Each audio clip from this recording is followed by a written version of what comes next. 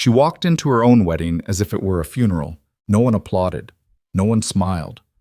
Hundreds of people stood in silence because they all knew that the man waiting for her at the end of the aisle wasn't a husband. He was a debt collector, and the debt she owed, not money, but her life. But on that wedding night when Kael Moretti, Chicago's most notorious tyrant, pulled her closer, he discovered a truth that would leave even the most fearless person speechless in the darkness. This is the story of Selene Vale and Kael Moretti. Watch to the end, hit like, and comment the city you're watching in so I know how far my story has come. The rain came in sideways off Lake Michigan, hard and cold and indifferent, the kind of rain that didn't care what it ruined. It hammered the stained glass windows of the Moretti estate until the colored light inside trembled, saints and angels and serpents all bleeding into one another across the marble floor of the grand ballroom, and nobody looked up long enough to notice the beauty of it, because beauty had no business being in this room tonight. 340 people stood in rows between columns of white orchids, politicians, cartel lieutenants, arms dealers who wore Italian suits and shook hands with judges on Sunday afternoons. Kael Moretti had invited every man in Chicago who owed him something, and every man in Chicago owed him something. That was how it worked. That was how it had always worked. You didn't refuse an invitation to a Moretti wedding. You dressed well, you smiled correctly, and you kept your hands where they could be seen. None of them were smiling now. Kael stood at the end of the aisle with his hands clasped in front of him, still as carved stone. He was 41 years old and looked like a man who had been built from conflict. Broad shoulders, a jaw that had been broken twice and reset imperfectly, a faint scar running from his left ear down to the corner of his mouth that he'd stopped explaining years ago. He wore a black suit with no tie because he refused to let anyone dress him like a groom. He wasn't a groom. He was a creditor. Tonight was a transaction, and he intended everyone in the room to understand that. His second-in-command, Dante Reyes, leaned close from the left side. "She's coming," Dante said, his voice low enough to be a breath. Kael didn't answer. He watched the doors at the far end of the ballroom open inward, and Selene Vale walked through them alone. No father to give her away. Her father was dead, buried in a shallow grave outside the city 3 years ago when Kael's men finally located him. No family standing in the pews. No friends clutching tissues. She came down the aisle the same way a person walks into a room they've already accepted they'll never leave. Not with defiance, not with tears, but with something quieter and more terrible than either. She moved like someone who had learned a long time ago that resistance only extended the suffering. She was wearing pale silk, off-white, almost gray in the low light. Her dark hair was pulled back tightly from her face in a way that looked severe, like she'd done it herself without caring whether it was beautiful, and it wasn't beautiful exactly. But it was striking in a way Kael found himself noticing against his will, the clean architecture of her features, the deliberate blankness she'd constructed over every expression. Her eyes were cast slightly downward, not at the floor, about 3 feet in front of her feet, fixed on some private middle distance that had nothing to do with this room. She reached him. She did not look up. The officiator spoke words that Kael heard without processing. He was watching the way Selene Vale breathed, shallow, controlled, the chest barely moving. The way her hands were folded in front of her, one thumb pressing slowly into the opposite palm. Not from nerves, from something older and more practiced. The way a person presses on a bruise not because it relieves the pain, but because the pain is at least familiar. "Do you take this woman?" "Yes," Kael said flatly, before the sentence finished. A beat of silence moved through the ballroom like a held breath. The officiator looked at Selene. She said, "I do," in a voice so level it was almost nothing. Not a whisper, not trembling, just absent. The words of a person reciting something they learned by rote to survive an exam. The room exhaled. Kael took her hand for the ring. Her fingers were cold. Not cold the way cold fingers are cold in winter. Cold in the specific way of a body that has learned to reroute warmth inward, away from the surface, away from anything that might be touched. He slid the ring onto her finger and released her hand immediately. She didn't look at the ring. She didn't look at him. The officiator declared them married, and somewhere in the crowd someone began clapping, mechanically.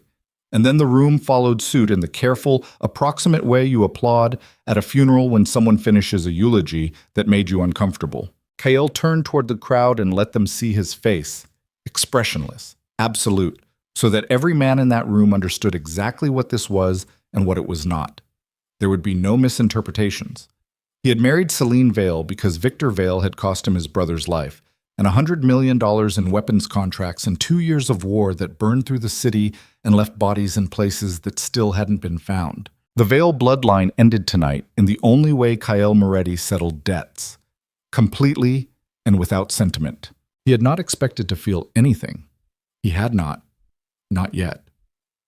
The reception lasted 4 hours that felt like 8. Kael stood where he was supposed to stand, drank very little, and watched the room the way he always watched rooms, cataloging exits, measuring angles, tracking the positions of men he didn't fully trust. He did not speak to Selene beyond what was required. She sat beside him at the main table in the same carefully cultivated stillness she'd carried through the ceremony, eating almost nothing, responding to the few guests who approached with precise, uninflected politeness. She was good at it, unnaturally good. At one point, Dante leaned over and said quietly, "She's something, isn't she?" Kael looked at him. Dante cleared his throat and found something else to look at. Around midnight, when the last of the guests had been thanked and removed, Kael's estate manager, Marco, led Selene upstairs to the master suite while 2 of Kael's men flanked the staircase. Not because Kael feared she'd run. He wasn't sure she was capable of running. He'd put security there because he didn't yet know what she was capable of, and Kael Moretti had survived 41 years by treating the unknown with caution. He spent another hour in his study, going through correspondence with Dante and reviewing the week's operations. There was nothing particularly pressing. The city was quiet in the way that followed a demonstration of power, people pulling back into their corners, reassessing positions, deciding whether to be grateful or resentful. Kael preferred grateful. It was more stable. When Dante left and the study was silent, Kael poured 2 fingers of whiskey and stood at the window watching the rain against the glass. He didn't drink it right away. He just held the glass and looked at the city and thought about his brother. Luca had been 26 when he died. He'd been the one person in Kael's life who laughed easily and often, who could walk into a warehouse full of armed men and make 2 of them laugh within 5 minutes. Luca had been the one Kael spent the first 3 years after their father's death, arguing with about whether there was a different way, whether the empire could transform into something less ugly. Luca believed it could. Kael had believed it couldn't. Kael had been right, and Luca had died anyway, and now Kael was left with being right and no one to argue with. He drank the whiskey and went upstairs. The master suite was dark except for 2 candles on the windowsill that Kael had not instructed anyone to light, which meant someone on the household staff had made a romantic assumption he found irritating. He almost blew them out. He didn't. He moved into the room and pulled the door closed behind him. Selene was standing at the window. She'd changed out of the wedding dress. She was wearing a plain dark robe, belted tightly at the waist, and she was looking out at the rain-soaked city skyline with her arms crossed over her chest. She didn't turn when he came in. She heard him. He could tell by the faint tightening of her shoulders. But she didn't turn. "You can have the bed," Kael said. "I'll take the sitting room." Silence. "I'm not," he started. "I know what you're not," she said, still facing the window. Her voice was the same as it had been downstairs. Level. Stripped of inflection. "You made your intentions very clear in the contract." Kael stopped in the middle of the room. The contract. Victor Vale's debts, itemized and translated into a marriage arrangement by 3 lawyers and 1 accountant. Selene had been given a copy 6 weeks ago through an intermediary and had signed it without objection or counteroffer, which had struck Kael at the time as either very intelligent or very broken, and he hadn't been sure which. "Then we understand each other," he said. "We do." He moved toward the sitting room door. He was 3 steps away from it when he stopped. He couldn't explain afterward why he stopped. The room was warm. The candles moved the shadows slowly, and there was something in the specific quality of her stillness, the way she stood at the window as if she were holding herself together by a set of internal mechanics he couldn't see, that snagged in him like a hook through cloth. "Are you cold?" he asked. It was a stupid question. He didn't ask stupid questions. A long pause. "I'm fine," she said. That wasn't the question. Another pause, different in texture. I'm always cold, she said. And something in the way she said it, simple, factual, with no bid for sympathy in it at all, landed in the room differently than he expected. Kael looked at her back. The robe was loose at the collar, shifted slightly to one side, and in the candlelight he could see, or thought he could see, something at the edge of her shoulder blade, a line, too precise for a natural mark. He crossed the room. She heard him coming. Her shoulders tightened further, but she didn't move, and he understood with a clarity that arrived before thought that she wasn't being still because she trusted him. She was being still because she had learned that stillness was the safest response to a man moving toward her from behind. That understanding landed in his chest like something dropped from a height. He stopped 2 feet behind her. "Look at me," he said. She turned, slowly. Her eyes came up to his face, dark brown, steady, giving nothing. And he could see now that the blankness wasn't indifference. It was armor. Specifically constructed, deliberately maintained armor. The kind that takes years to build and costs more to sustain than most people understand. He said, "Take off the robe." Her jaw tightened fractionally. One small movement, quickly controlled. "The contract." "I'm not touching you," he said. "I want to see your shoulder." A long moment passed between them. The rain was loud against the glass. One of the candles sputtered.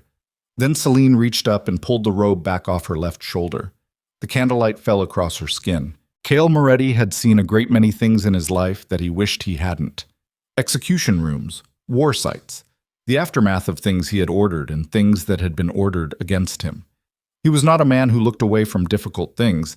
He had trained himself out of that reflex years ago on the grounds that looking away was a form of dishonesty, and dishonesty got people killed. But he stood very still now, looking at the scars on Selene Vale's shoulder and back, and for the first time in a long time, something in him went quiet and cold in a way that had nothing to do with discipline. Thin white lines across her ribs, old enough to be fully healed, too numerous and too regular to be anything other than deliberate. A pattern of circular burns near her spine, 4, 5, 6 of them, the specific diameter of a cigarette. Long diagonal marks across her lower back, deeper than the others, the kind that required something with an edge and force behind it. He looked at them for a long time without speaking. Selene stared straight ahead at the window, jaw set, as if enduring a medical examination.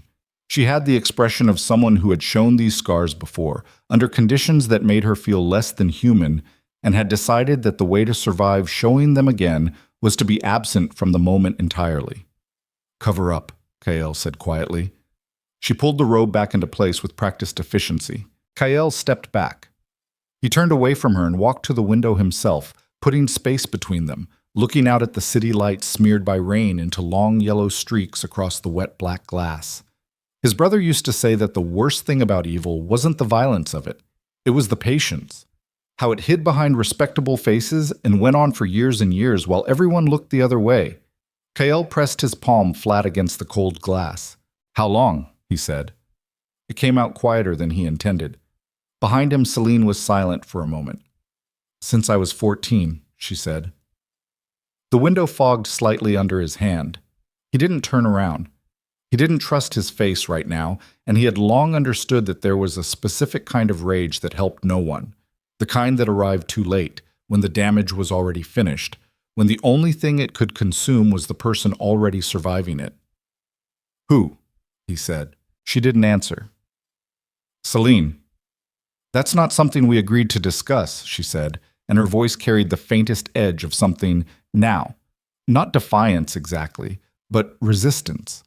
The kind that comes from a person who has learned that sharing the name only extends the danger. Kael turned. She was looking at him directly for the first time all night, and he could see what it cost her. The chin lifted, the jaw firm, the shoulders squared, all of it a performance of composure built over a foundation of something that had been cracked and cracked again and somehow kept standing. "You're right," he said. "It's not." He walked to the sitting room door, opened it, and stopped in the frame. "The door between us locks from your side," he said. "There are 2 additional guards at the top of the stairs. If you need anything, you knock on this door or you call Dante's extension. It's written on the card by the phone." She didn't respond. "Selene." "I heard you," she said. He went through the door and pulled it shut behind him.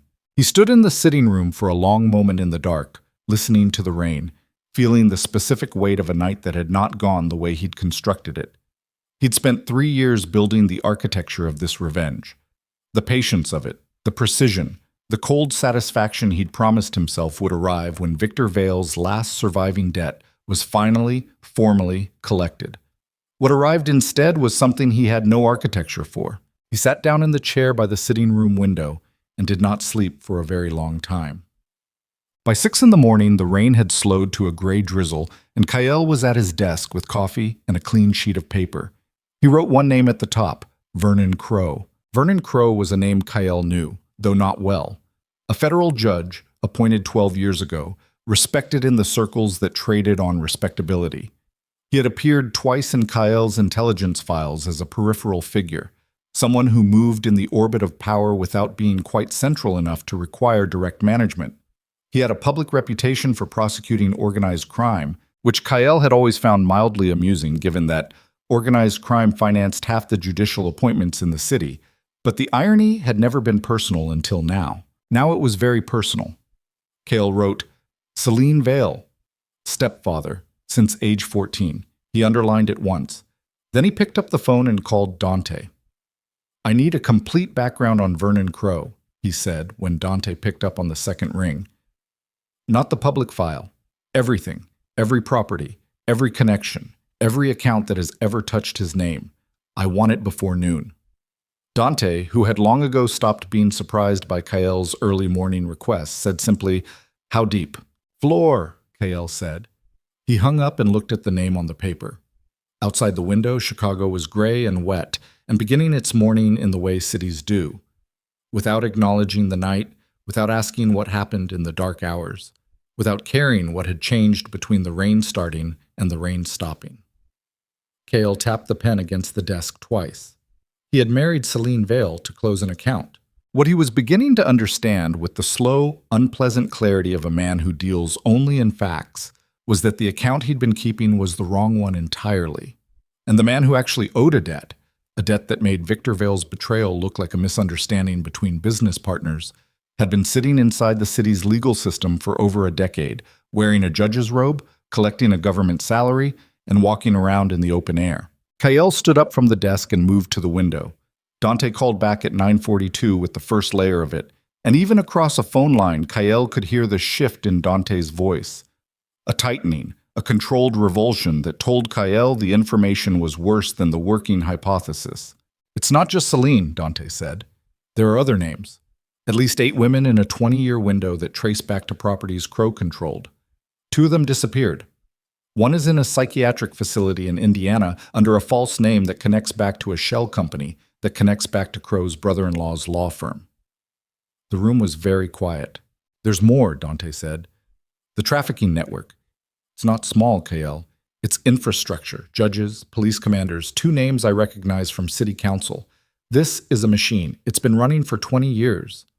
Kael said nothing. "The woman you married," Dante continued carefully, "was not a peripheral victim. She was, from what I can reconstruct, being positioned.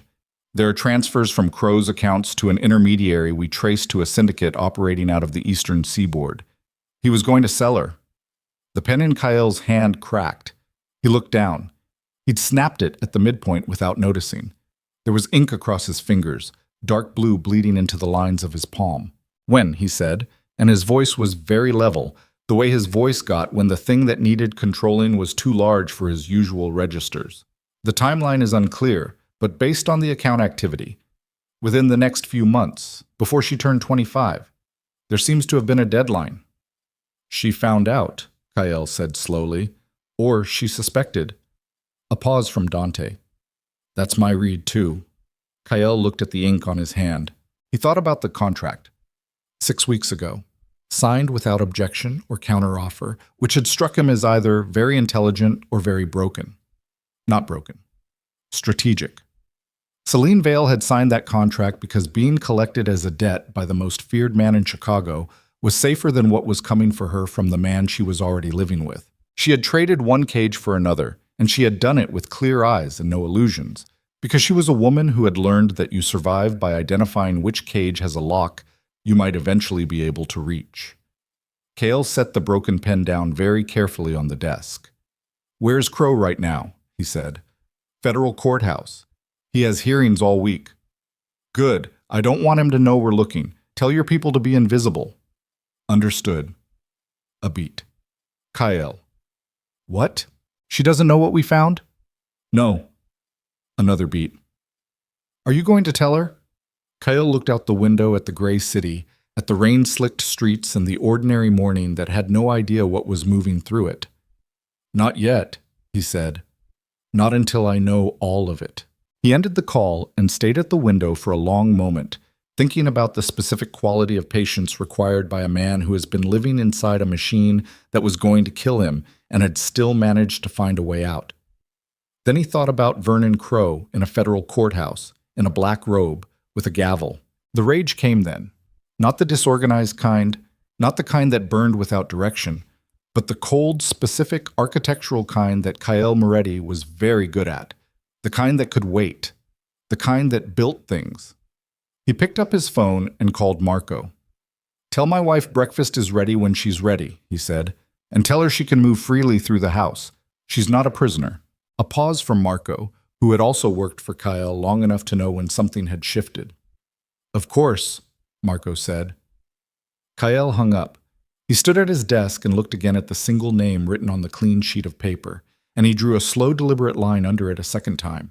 Somewhere upstairs, on the other side of a locked door, Selene Vale was either sleeping or, more likely, sitting in the same precise stillness she'd occupied since he'd met her, waiting to see what would happen next, doing the exhausting, invisible labor of a person who has learned never to assume safety.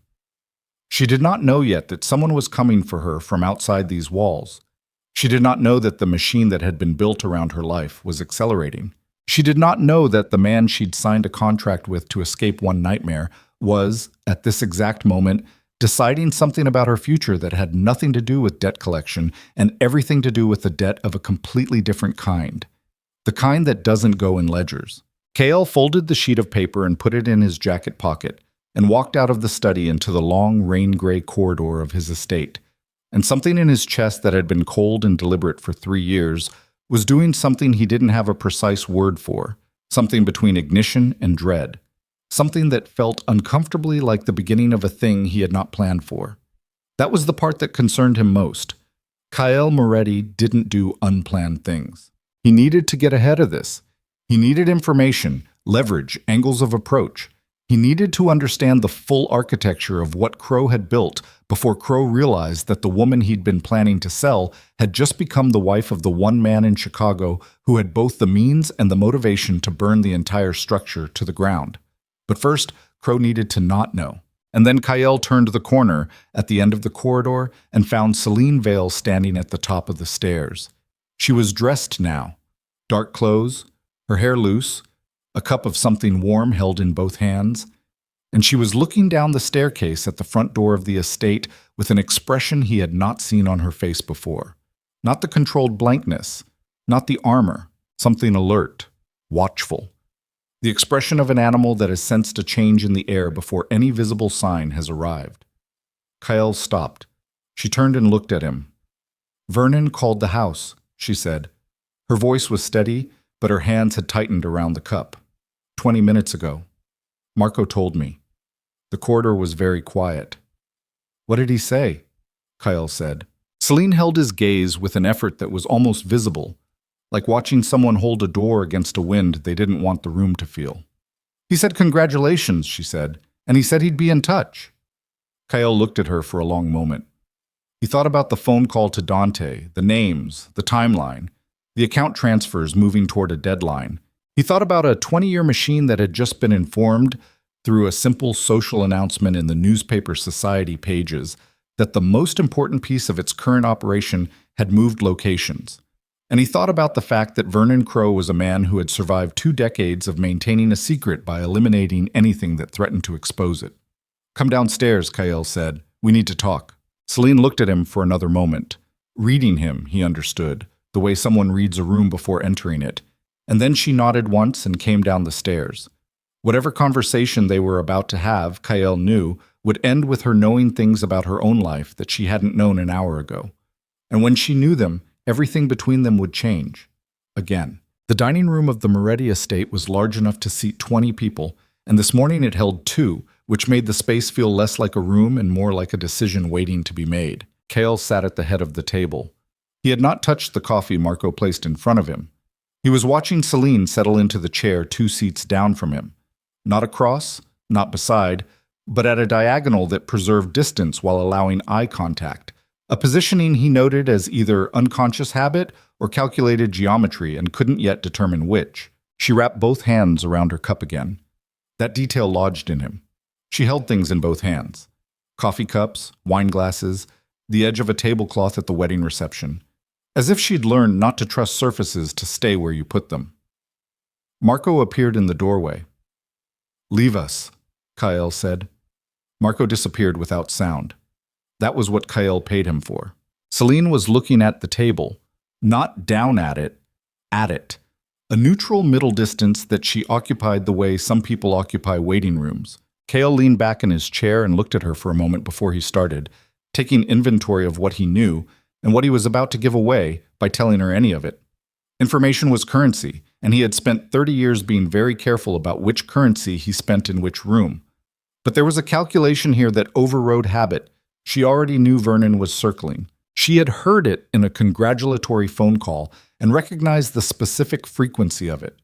The kind of contact that says, "I know where you are," while pretending to say something else. She knew the shape of the threat even without the dimensions. He needed her to know the dimensions. "Your stepfather," he said. "How much do you know about what he does?" Selene looked up, slowly, like someone raising a weight. "I know enough," she said. "That's not an answer." A beat. Her jaw shifted slightly to the left. A small movement, reset quickly. "I know he has connections he shouldn't have for a federal judge," she said. "I know money comes in from places that aren't on any record I ever saw. I know that women came to the house and didn't always leave the same way they arrived." She paused. "Is that enough, or do you need me to list it?" Kael studied her face. The flatness of it. The control. 26 years old, and she'd developed the kind of economy of expression that took most people decades in operational environments to learn, and she'd learned it in a household. "What do you know about the network?" he said. Something changed in her eyes. Not fear. She was past fear as a first response, he was beginning to understand. Something closer to recognition, the way you recognize a name you weren't supposed to hear. "What network?" she said. "You know what network." "I want to hear you say it." He looked at her for a moment, then, "Trafficking. Movement of women across state lines and beyond, financed through shell companies that route back to your stepfather and a consortium of men in positions that give them access to both supply chains and legal protection." The cup in her hands didn't move. She was very still. "For how long has your family known?" she said. "We didn't. Until this morning." A pause. Something processed behind her eyes, fast and invisible, like computation. "You investigated him," she said. "I investigated the scars on your back," Kael said. "He came with them." The silence that followed was not comfortable. It was the particular silence of a room in which something honest has been said, and both people present are adjusting to the weight of it. Selene set her cup down. She lined it up with the edge of her placemat with a precision that looked like it cost her something. "There's more," she said. It wasn't a question. "Yes." "Tell me." Kael measured the moment. Then he said, "He was planning to sell you. Within the next few months, there are transfers in his accounts that trace to a syndicate on the eastern seaboard. The timeline was advancing before you—" He paused almost imperceptibly. "Before you signed the contract." Selene didn't move. The morning light came through the high windows at a low angle and caught the side of her face, and Kael watched her process what he'd just said. Not with shock. He watched for shock and it didn't come, which told him something important. She'd already known. Not the specific details, not the account transfers, but the shape of it. The approaching deadline, the change in her stepfather's behavior in the months before the contract was offered. She'd felt it closing in before she could name it. She'd signed the contract to get out. He'd known that this morning at the desk with the ink on his hand, But watching her face confirm it without a single word made it land differently in the room. He called this morning to establish that he knows your location, Kael said. That means he's already recalibrating.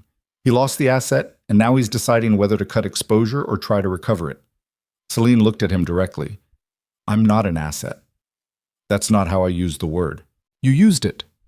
I used his framing, Kael said, so you'd understand the level of the threat accurately. A pause. She looked at him, reading him again, that same careful inventory she'd taken at the top of the stairs, and seemed to find something in it that was, if not comfortable, at least consistent with what she expected. What does he do to people who expose him? She said. You already know. I want your read on it. He removes them, Kael said, quietly, when he can, loudly when he can't. 2 women in the last 20 years connected to his properties are missing. One is alive in a facility in Indiana under a name that isn't hers. Selene absorbed this without expression. Indiana, she said quietly. You knew about her. I knew someone. I didn't know where she went. A pause. Her name is Carla. She stopped herself, pressed her lips together briefly. That doesn't matter right now. It might, Kael said. Later. Selene picked up her cup again, both hands, looked at the middle distance for a moment. So he knows I'm here, she said. He knows who I married, and he knows that if I talk, his machine comes down. Yes. Which means he can't let me talk. Which means, Kael said, that the window between his first move and our preparation is very short, and we are behind it. Selene looked at him. You said R, she said. Kael didn't respond to that immediately. He picked up his coffee finally, found it had gone cold, set it back down. Last night, he said carefully, I came into this house with a specific idea about what this arrangement was. That idea was wrong. The information was wrong. The debt I've been carrying is against the wrong person. He paused. That doesn't sit well with me. Because you made a mistake, Selene said. Not cruelly, flatly. Because I made a mistake, he confirmed. She watched him. And now you want to fix it. I want to finish it. There's a difference. Something moved across her face. Not quite a smile, not quite its opposite. Something in between that was too tired to be either. You should know, she said, that I'm not in the habit of trusting people who tell me they want to protect me. I know. The last man who said something like that, I know, Kael said. The directness of it stopped her. She looked at him for a moment with something that wasn't hostility, but wasn't far from it, a suspended judgment held carefully, waiting. What do you want from me? She said. Right now? Nothing. Eat breakfast. She blinked. It was the closest thing to a spontaneous reaction he'd gotten from her. Later, he continued, I may need information. Things you know about his operation, his contacts, his properties. When and if that moment comes, I'll ask and you'll decide. Not before. Another pause. All right, she said. Dante arrived at the estate at 11 with a man named Oscar Freed, who was not introduced by last name or professional title, but who carried a laptop and smelled faintly of cigarettes and server rooms, and had the specific pale complexion of someone who spent most of his hours inside buildings doing things that required deniable expertise. Kael met them in the study. He left the door open. Oscar spread the laptop on the desk and pulled up an architecture of connected names and accounts that looked, on the screen, like a map of something organic, a root system, a vascular diagram, the branching logic of a thing grown over years rather than designed in a single moment. 22 years, Oscar said, tracing a line from a central node outward with one finger. Crow built the foundation before his appointment, used the appointment to give the structure legal insulation. Every horizontal connection you see here is either a current judge, a law enforcement commander, or a municipal official with direct budgetary authority over vice units. Dante stood to the side with his arms crossed and said nothing. Kael looked at the map. Entry points, he said. 3, that I can find, Oscar said. 2 in law enforcement, 1 in city council. They can be turned, but it requires leverage, significant leverage, the kind that takes time to develop.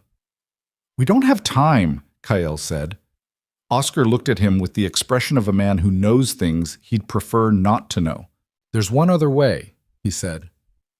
"Physical evidence. If Crow kept records, and men like this always keep records, either from paranoia or as insurance, and if those records could be accessed before he moves them—" "Where?" Kael said. "Primary residence, West Side property, but that's heavily secured, and if he suspects surveillance—" "He does," Kael said. "He called this house this morning." Oscar closed his eyes briefly. "Then the clock is shorter than I estimated." Dante unfolded his arms. "How short?" "Days," Oscar said. "Maybe less. A man with 22 years of exposure at stake who has just identified a specific threat doesn't wait to see what happens. He accelerates." Kael said, "Get me the layout of the West Side property." Oscar nodded and started typing. Kael turned and saw Selene in the doorway. She had not been there a moment ago. She had come down the hallway quietly enough that no one in the study had registered her approach, which meant she moved through the house with a practiced silence she probably didn't notice in herself anymore. She was looking at the laptop screen from the doorway, at the diagram, at the network of names spreading across it, and her face was doing the thing again, that controlled processing, but there was something underneath it now, something that had a color he hadn't seen on her before. It took him a second to identify it. Recognition. "You've seen this before," he said. She lifted her eyes from the screen to him. "Not this," she said. "But part of it. He had files." She came 2 steps into the room, her arms crossed in front of her chest, not defensively but in the way of someone who has walked into cold air. "At the house on Mercer Street, in the basement, there was a server. I saw it twice by accident, and both times I was redirected, very firmly." Kael looked at Dante. Dante looked at Oscar. Oscar said, "Mercer Street isn't the West Side property." "No," Selene said. "The West Side property is where he lives.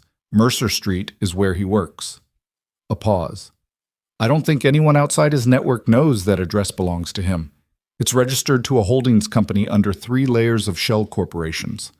Oscar's fingers went still on the keyboard. He turned slowly to look at her. "How do you know that?" he said. Selene looked at Kael, not Oscar.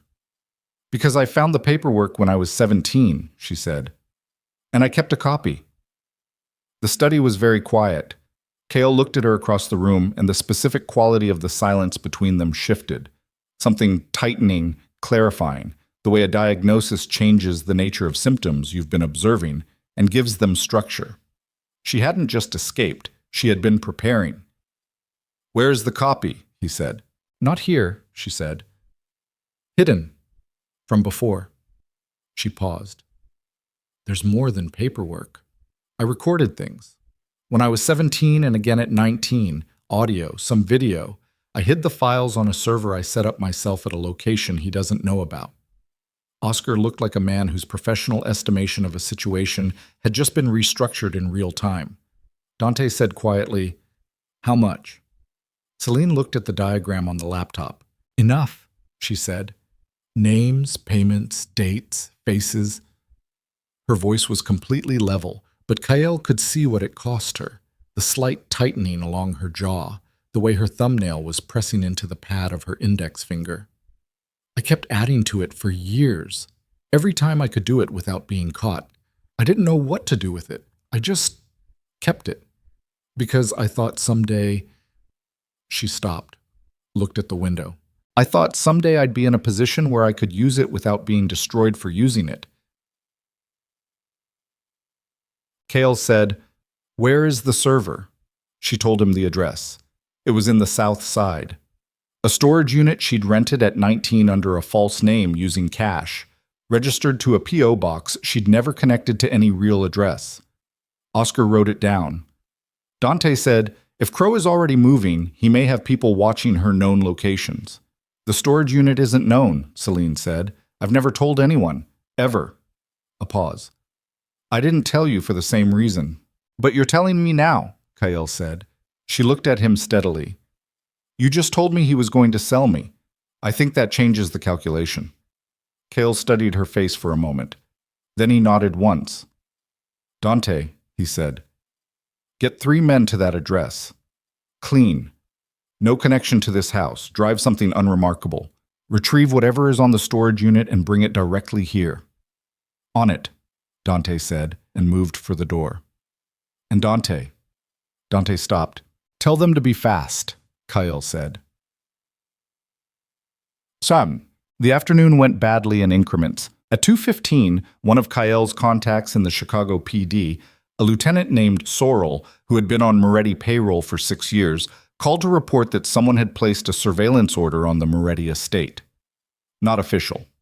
A private contractor running vehicle plates and monitoring communication frequencies through equipment registered to a security firm that, when Kael had Oscar pull the registration within 40 minutes, traced back through 4 entities to a holding company connected to a law firm that appeared 3 times in the network diagram on Oscar's laptop. He's watching the house, Dante said. He was watching before he called, Kael said. The call was to confirm I'd answer. Selene was in the kitchen when Kael found her at 3 o'clock. She was standing at the counter with a glass of water, not drinking it, looking at the wall. She heard him come in and turned, and he saw that the composure she'd maintained since morning had thinned in places, like paint on a surface that's been stressed. Your men aren't back yet, she said. They will be. What if the unit's been found? Then we adjust. He moved to the counter and leaned against it, keeping a deliberate distance. Have you eaten since breakfast? She blinked at the apparent irrelevance of the question. Don't do that, she said. Do what? The human thing. When you're managing a crisis, it's disorienting. Kael looked at her for a moment. I'm not doing anything. You haven't eaten. She looked at the water glass, set it down, crossed her arms, uncrossed them. I'm fine, she said. You said that last night. It was true last night, too. He opened the refrigerator, pulled out a container of leftover rice Marco had left labeled in neat handwriting, put it in the microwave, and set the timer without asking her anything. She watched this sequence with an expression that was hard to categorize. Not gratitude, not quite resentment, something suspended in between, like a person watching someone do an ordinary thing in a context that made ordinary things strange. The microwave ran. I need to ask you something, Kael said. She waited. The evidence on the server, is there anything in it that could be used against you? She was quiet for a moment. What do you mean? If it gets into the wrong hands? If Crow's lawyers get access to it before we can use it properly?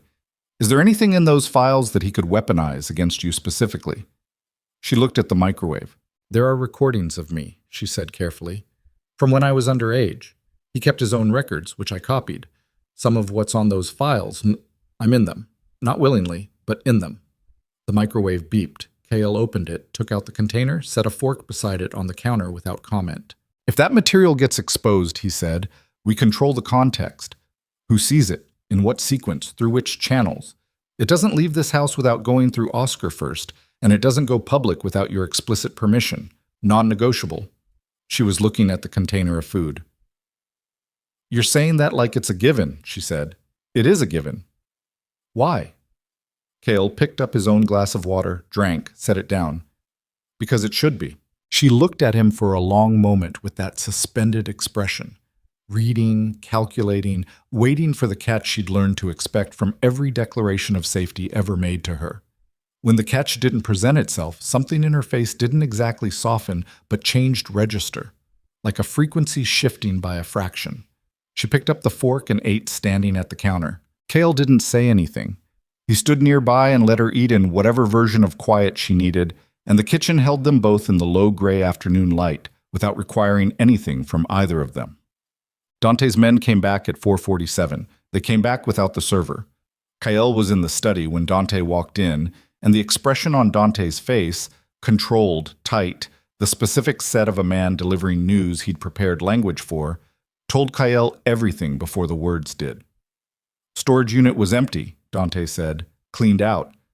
Recently, within the last 12 hours based on the dust patterns, whatever was on the server, it's gone. Kael said nothing.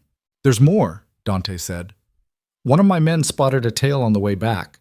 We lost them before returning to the estate, but they'll have gotten a partial on the vehicle. Which means they know we went to the unit, Kael said. Which means they were already watching it.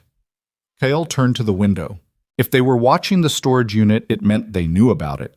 If they knew about it, they'd been ahead of Celine's contingency plan for some unknown period of time, which meant the insurance she'd spent years building had been compromised. Possibly recently, possibly much earlier. Which meant that when Crow called this morning, it wasn't just to establish location. It was to tell her, in the only language she'd understand, that he already had what she had. He'd taken her leverage. Kael turned from the window. "Where is she?" "Library," Dante said. "I checked before coming in." Kael moved toward the door. "Kael." Dante's voice had a quality he used rarely. Not urgency exactly, but the near neighbor of it. "There's one more thing. Lieutenant Sorrell called while my men were in transit. 3 bodies turned up this afternoon in the River District. 2 of them are names I recognize from Crow's network, men who've been connected to the operation for years. The third," Dante paused. "The third is a woman. No ID yet, but the description matches someone in the files Oscar pulled, one of the 8 names in the 20-year window." Kael stopped in the doorframe. "Crow is eliminating exposure," Dante said. "Not gradually, systematically. He's cleaning up." Kael stood in the frame without speaking for several seconds. "How fast?" he said. "Based on the pace of today? Within 48 hours he could be dark. Every physical connection, every living witness, every piece of loose evidence, gone. And then he's untouchable." Dante paused. "He still has political protection. If we wait too long to move, he'll have enough cover to come after this house directly through legal channels. Freeze assets. Put the estate under warrant. Manufacture something." Kael thought about the stored evidence. Gone. He thought about the women in the 20-year window and the one whose description matched a name in the files and who was being pulled out of the river this afternoon, while a federal judge in a secure office somewhere in the city ordered the next name on a list. He thought about Selene standing at the kitchen counter eating rice with both hands on a fork, while the safety net she'd spent years threading together was being cut one strand at a time. "Get Oscar," Kael said. "Tell him I need every property, every vehicle, every digital communication trail Crow has used in the last 6 months. I don't care how long it takes. I don't care what it costs." Dante nodded. "And get me Sorrell on a clean line," Kael said. "Not the usual channel." Dante raised an eyebrow fractionally. "The usual channel is compromised," Kael said. "Crow's surveillance order came through somewhere. I don't know yet where the leak is, but until I do, we use nothing that's touched regular operations." Dante nodded again and left. Kael walked to the library. Selene was sitting in a chair by the far window with a book open in her lap that she wasn't reading. She looked up when he came in. Took in his face with the speed of someone practiced at reading rooms for danger. "They didn't find it," she said. Not a question. "No." She closed the book, set it aside, looked at the window. "He took it," she said. "Yes." "I should have moved it. I kept thinking about moving it, and She stopped, her jaw tightened. "I kept thinking I had more time." "This isn't your fault," Kael said. She looked at him sharply. "Don't." "I'm not managing you. I'm stating a fact." "He got there first," she said. "Whatever I had, he has it now, which means—" She stopped again, and this time what crossed her face was something different from everything she'd shown him in the last 18 hours. Something rawer, faster, less controlled. "Which means he's going to use it, not to expose himself, to preempt me.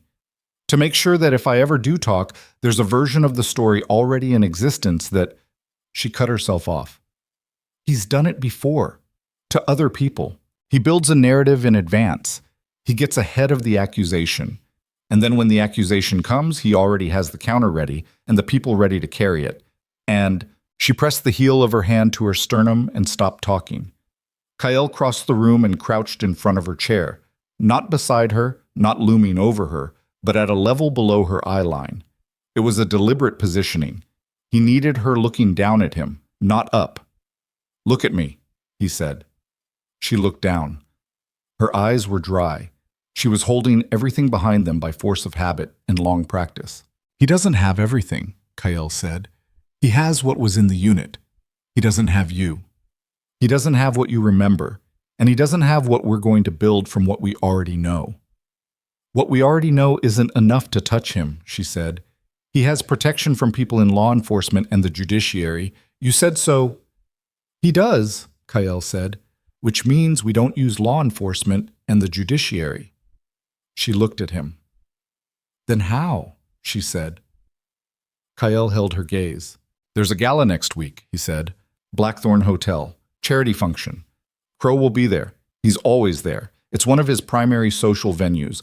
Half the men in his network will be in that room. Selene went very still. No, she said. I'm not asking you to confront him. I'm asking you to be present.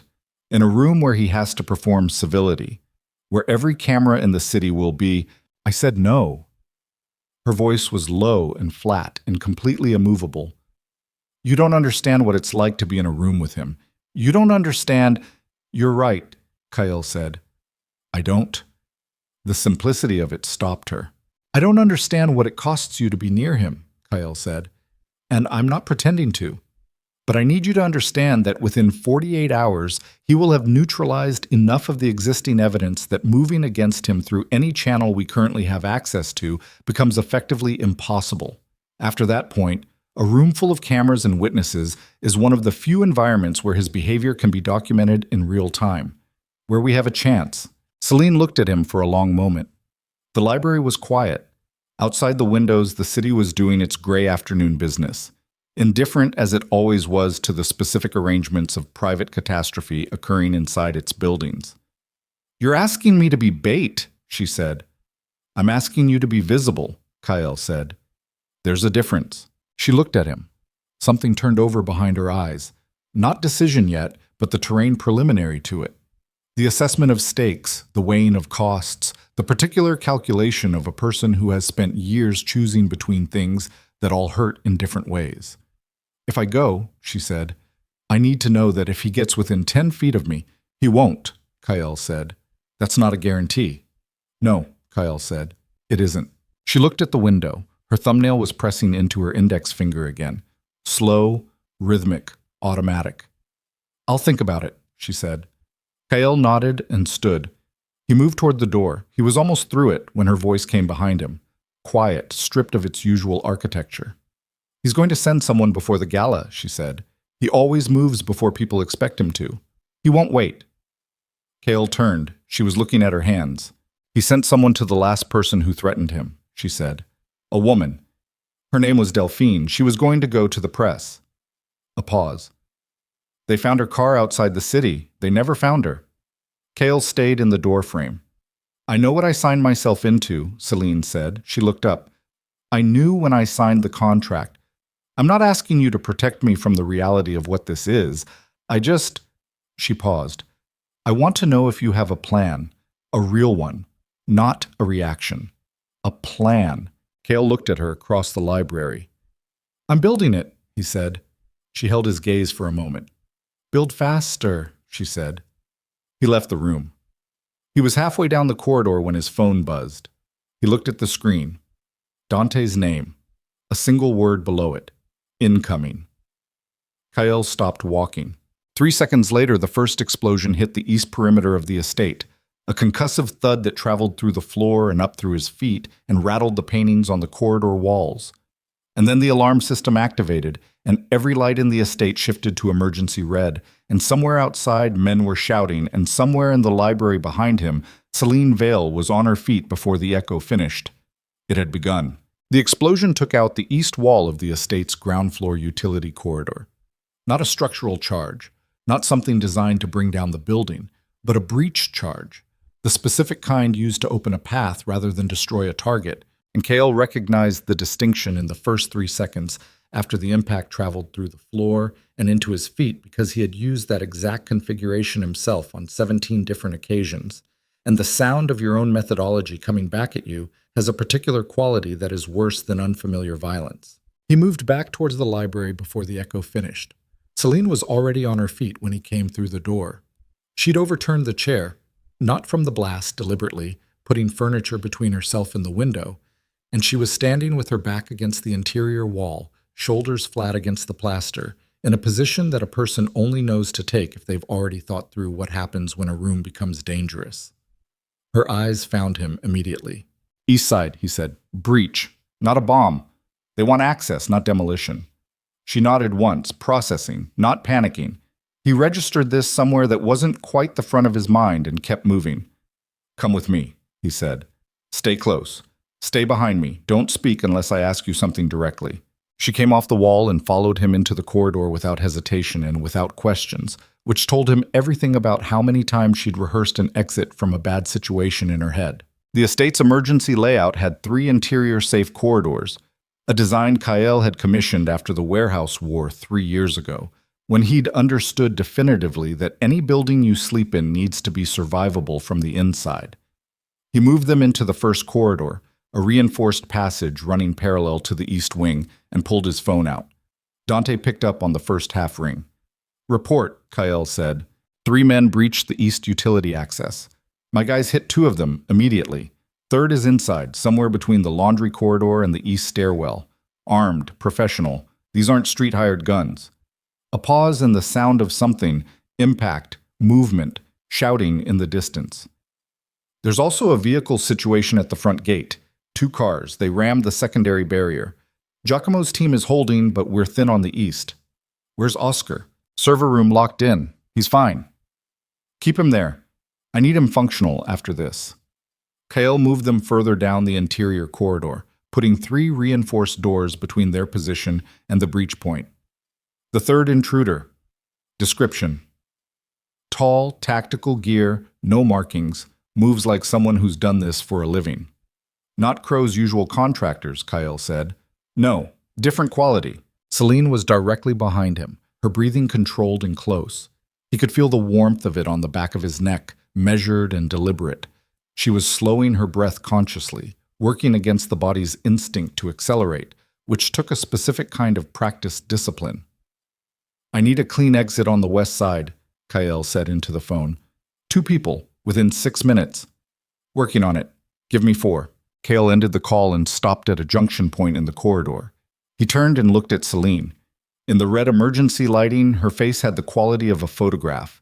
High contrast, flattened, the shadows in her eye sockets making her expression harder to read than usual. "Are you hurt?" he said. "No. Can you run if you need to?" "Yes." "Have you ever used a firearm?" A pause that was exactly 1 second long. "Yes," she said. He reached to the side panel mounted on the corridor wall, a locked case, key code, open in 2 seconds, and withdrew a compact handgun. He held it out to her grip first. She looked at it for a moment with an expression he couldn't read. Then she took it. She checked the chamber with the automatic efficiency of someone who learned to do it correctly, and did it correctly every time without thinking about it. She found the safety and confirmed its position. She held it low and close, muzzle down, the way you hold something you're prepared to use but aren't waving around. Kael looked at her. She looked at him. "Who taught you?" he said. "I taught myself," she said, "when I was 20. From a manual I found and a range I paid cash to use, because I decided I wasn't going to spend the rest of my life without being able to protect myself." The corridor was quiet except for the distant sounds of his men managing the east side. "Good," Kael said. He moved and she stayed close behind him, and they went through the west corridor toward the secondary exit that Dante was preparing, and the building held them inside its emergency geometry while outside the rain had started again, or maybe it had never stopped, hitting the high windows in long, cold sheets that sounded like static. They were out of the estate and into the second vehicle within 11 minutes of the first explosion. It was a nondescript gray sedan driven by one of Dante's men named Price, who said nothing and drove with the specific, focused blankness of someone executing a task rather than participating in a situation. They went west through service streets and then south on a secondary route that avoided the 3 most surveilled corridors in the city. Dante was in the passenger seat. He turned to look at both of them as the estate disappeared behind them. "2 confirmed dead on my side," he said.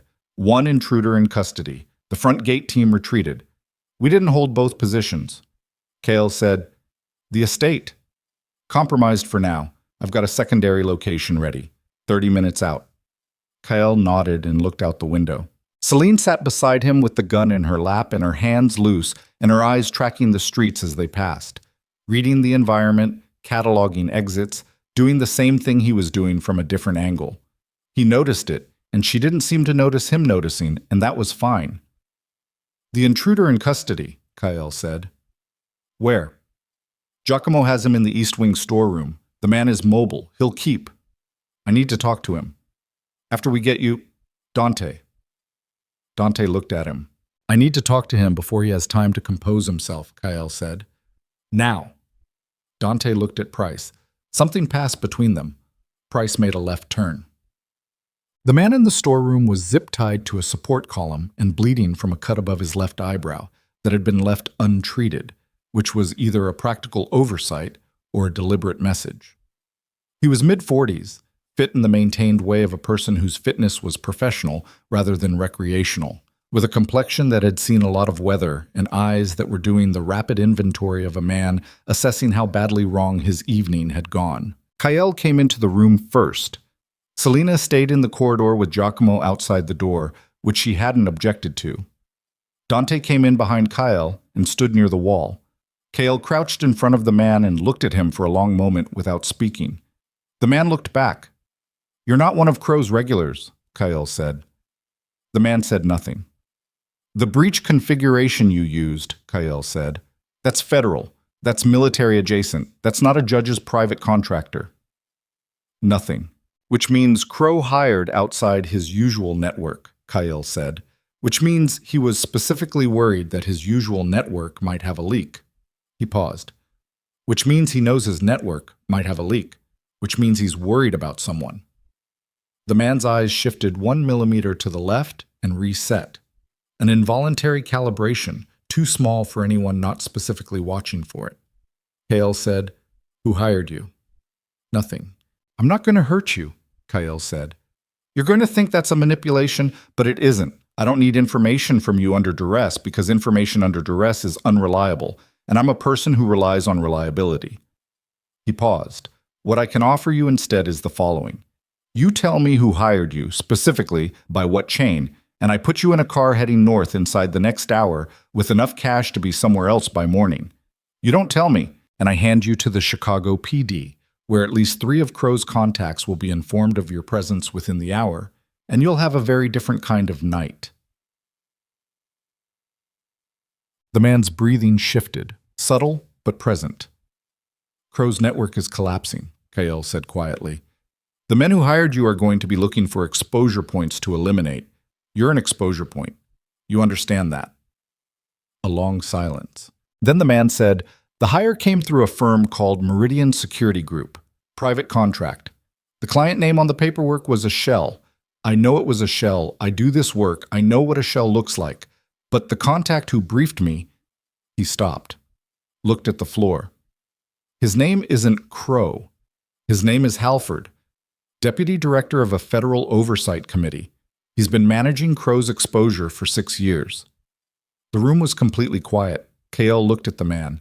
"Halford," he said. "Michael Halford. He briefed me personally 3 days ago. He told me the primary target was a woman at the Moretti estate, and the objective was retrieval, not termination." The man's eyes came up. "I don't do termination contracts. I want that on record." "It's noted," Kael said. He stood. "Retrieval meaning..." "The woman," the man said. "Alive. Crow wants her back." Kael turned to Dante. Dante's expression had gone flat in the specific way it went flat when he was processing something he needed to manage his reaction to. "Get him out," Kael said. "North, clean. What I said." Dante moved. Kael walked out of the storeroom into the corridor. Selene was standing 10 feet away with Giacomo, and she read Kael's face as he came through the door. Quickly, automatically, the way she read everything. And he watched her read it, and he didn't try to adjust his expression fast enough to hide whatever was on it. "He said retrieval," she said. Not a question. "Yes." She closed her eyes, just for a second, then opened them. "Kael," she said. It was the first time she'd used his name without it being required by the direct mechanics of a sentence. "What else?" "Not here," he said. "Get in the car, but..." The secondary location was a brownstone in the north side that Kael kept under a corporate name and used 3 or 4 times a year for situations that required complete separation from the estate's operational footprint. It had 4 rooms an interior staircase, a kitchen that Marco had stocked the previous month without knowing why, and external cameras that fed to a monitor in the main room. They arrived at 11:40 at night. Selene sat at the kitchen table while Kael stood, and Dante sat across from her with his laptop open, and Oscar, who had been brought separately, worked at the counter behind them on a secondary machine. "Halford," Kael said to Oscar. Oscar's fingers were already moving. "I have him, Michael Halford, Deputy Director of the Federal Oversight and Accountability Committee. Appointed 9 years ago. Prior to that, Assistant U.S. Attorney." Oscar scrolled. "He appears 4 times in the network diagram. I flagged him as peripheral 2 tiers removed from Crow. I was wrong about the tier." "He's not peripheral," Kael said. "He's the insulation. He's what makes Crow untouchable from the federal side." Oscar nodded slowly. "If Halford is active in the cover operation, then every federal channel we've been considering as a possible delivery route for the evidence is compromised," Kael said. Selene was looking at the table. Her hands were flat on the surface, not the cup-holding posture, not the thumb-pressing posture. Flat, open, which he was learning to read as the posture of a person who has run out of a specific kind of energy. "The storage unit," she said. "If Halford has been managing Crow's exposure for 6 years, he would have known about it," Oscar said, not unkindly, but precisely. "How long?" she said. "I can't say with certainty, but if Crow suspected you'd been documenting—" "He knew," she said. "He knew for a while." She looked up. "He let me keep building it. He let me think I had insurance." She paused. "And then when I left, when I signed the contract, he had Halford pull the unit because the insurance became a threat instead of a leash." The kitchen was very quiet. Kael looked at her and understood, in the specific physical way you understand things that land in the chest rather than the head, that she was describing a surveillance operation that had been run on her own life for years, that the safety net she'd been quietly, carefully building in the dark had been known about and monitored and allowed to exist because its existence kept her manageable, kept her believing she had an exit, until the moment she used the exit, at which point it became evidence against her and was confiscated. He thought about that for a moment. Then he said, "Oscar, the Mercer Street property, the server she described. I've been running it," Oscar said. "The property is registered to a holding company, Carrington Capital, LLC, which connects to a registered agent in Delaware whose address is a mailbox at a UPS store. Third shell. But—" Oscar turned the laptop screen so it faced the table. "The utility account, electric, gas, those are harder to fully anonymize because they require a physical service address. The utility account for Mercer Street traces back through a billing administrator to an account that was opened by a person named Gregory Vane. Vane is an attorney. He appears once in the network diagram. Crow's people," Dante said. "One of them," Oscar said. "But here's the thing. Vane died 14 months ago. Natural causes. Cardiac event. The account wasn't transferred or closed. It just kept running, which means someone is paying the bills automatically from an account that belongs to a dead man, which means either Crow forgot to clean it or he didn't think anyone would ever get this deep into the paper trail," Kael said. "Or that," Oscar said. Kael looked at the screen, then at Selene. "The server at Mercer Street," he said. "If it still exists, if it hasn't been moved." "It's been there for 20 years, Selene said. "He built the basement specifically for it. It's not something you relocate easily." "But he may have wiped it," Dante said. "He may have," Selene said. "Or he may not have gotten to it yet if he didn't think—" She stopped. Something moved across her face. "If he didn't think I'd told anyone about it." Kael looked at her. "Did you tell anyone?" he said. "No," she said. "Ever." She paused. "He doesn't know I told you." The kitchen held the information for a moment. "He took the storage unit because he knew about it," Kael said slowly. "He doesn't know about Mercer Street because you never told anyone about Mercer Street. You only knew about it by accident. He may not know that you know." Selene was very still. "If the server at Mercer Street still has what I think it has," she said, "it has everything, not the copies I made. His originals. 20 years of it." Her voice was level, but something underneath it was moving fast. He could hear it the way you hear current beneath still water. Names, amounts, dates, communication records. Everything he didn't think he needed to hide because he didn't think anyone could ever reach it. Oscar said quietly, "That would be enough."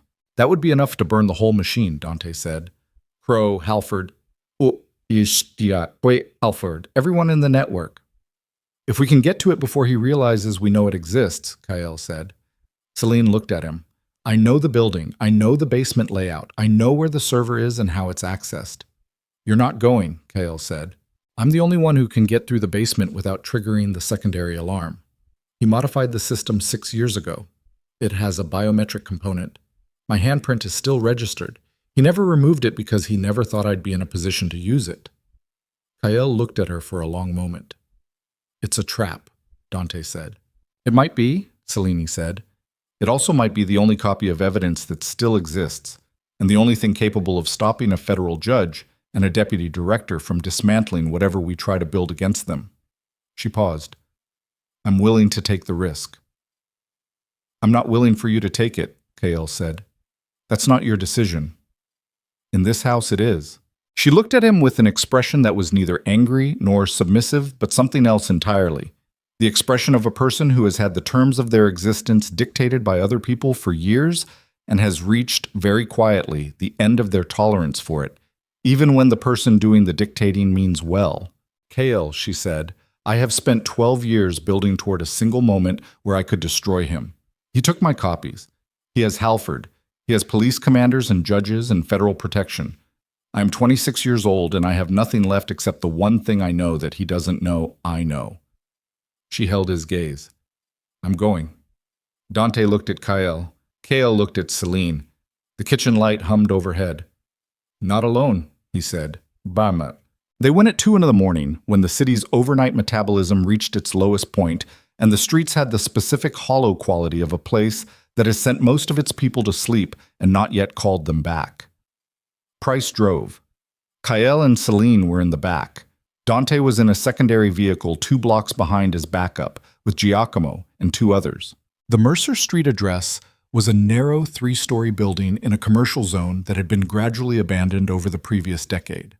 Auto body shops, a closed printing business, a dry cleaner that still showed lights after hours, but had no clear operating hours posted. The kind of block that sustained itself on transactions that didn't need signage.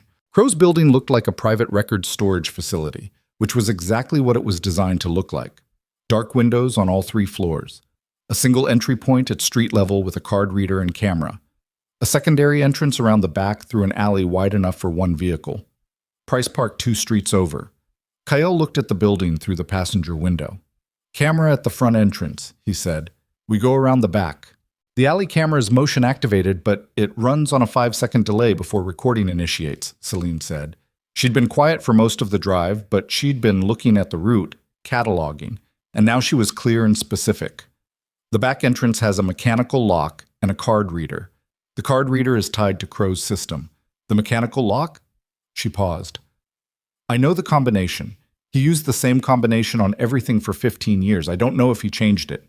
"We prepare for either," Kael said. They went out of the vehicle. The alley was wet and smelled of garbage and old asphalt, and the rain had slowed to a fine mist that sat on surfaces without quite falling, and they moved through it quickly with Kael ahead and Selene close behind and Price covering the alley entrance. The back door had the mechanical lock. Selene crouched in front of it. Her hands were steady. He watched them specifically because he wanted to know, not as an assessment of her reliability, but because he'd watched her hands do many things in the last 24 hours, and they told him more about her internal state than her face did. Steady, 4-digit combination. She tried it once. The lock didn't open. She sat back on her heels for a moment. "He changed it," Kael said quietly. "Wait," she said. She tried a second sequence. Nothing. Then a third, and something in her face changed fractionally, some small private recognition. And she tried a 4th sequence, and the lock opened. She stood. "His brother's birthday," she said quietly. "He always kept a backup." They went inside. Ahak. The basement was reached through a door at the rear of the ground floor, behind a row of filing cabinets that were real and legitimately used. which was the kind of detail that told Kael this building had been set up by someone who understood that the best concealment is functional camouflage. The basement staircase was narrow and concrete, and the air at the bottom was cool and carried the specific dry metallic smell of running server equipment. Selene's handprint opened the secondary door. The server room was small, 10 feet by 12, with racks of equipment that were not state-of-the-art but were maintained, humming steadily, indicator lights blinking in the dark in patterns that suggested active operation. A monitor on a wall mount, a workstation chair. And on the central rack, a server unit with a label in small black type, Archive. Do not modify. Selene crossed to it immediately. Kael stood at the door, watching the room and the staircase simultaneously, his hand on his weapon. Selene's fingers moved over the workstation keyboard, waking the monitor, navigating through a system that she had clearly studied and mapped from memory with the completeness of someone who has visited a location in their head so many times that the physical version is almost familiar. "It's all here," she said. Her voice was very quiet, almost nothing. "He didn't wipe it." "How long to copy it?" Kael said. "I need a drive." "Oscar." Kael reached into his jacket and produced the drive Oscar had given him before they left the brownstone. Selene took it without looking, found the port, inserted it. The progress bar on the monitor began moving. They stood in the server room while the copy ran, Kael at the door, Selene at the workstation, the building quiet around them with the specific quality of a quiet that isn't safe but is temporarily empty. And Kael was watching the staircase and the walls and the door and tracking every sound in the building above them when his phone buzzed silently in his pocket. Dante. Text message. He read it. Then he read it again. The text said, "Sorrel just called. Federal warrants issued 20 minutes ago. 3 of them. Kael Moretti, estate and known properties, and 1 for a Selene Vale Moretti. Halford moved. Someone talked." Kael stood in the doorway of the server room and looked at the text and felt the specific cold clarity of a man watching an architecture he's been building get dismantled from a direction he didn't account for. Federal warrants. Halford moving through legitimate channels, using his committee access to manufacture a legal framework that, once in place, would give Crow's network the ability to sweep everything. The estate, the brownstone, Oscar's files, everything they'd gathered, and a warrant for Selene. He looked up from the phone. Selene was watching the progress bar. 63%, 70. He looked at the text again. Someone talked, not from the outside, from inside. Someone in the chain between Kael's people and the information about their movements tonight had fed something to Halford's network. The brownstone address, the timeline, the Mercer Street operation. Not enough to stop them yet, but enough to accelerate the warrant process. Enough to give Halford the legal architecture to move in the morning with documented justification. Kael thought about who knew the brownstone address. He thought about the chain of communication from the estate to the secondary location. He thought about Dante, Oscar, Price, Giacomo, Marco, Sorrel, who had called to warn him about the surveillance order that morning, who had called just now to warn him about the warrants, who had been on his payroll for 6 years and had never before been in a position to warn him about 2 things in a single 24-hour window. Kael pressed his palm flat against the doorframe and thought about it with the cold, systematic precision he applied to things he didn't want to be true. Sorrel hadn't been warning him this morning. Sorrel had been confirming his location. The surveillance order on the estate, Kael had assumed it came through Crow's network independently. But if Sorrel had fed Kael's morning movements to Halford's people, the surveillance wasn't placed because Crow found out Kael was looking.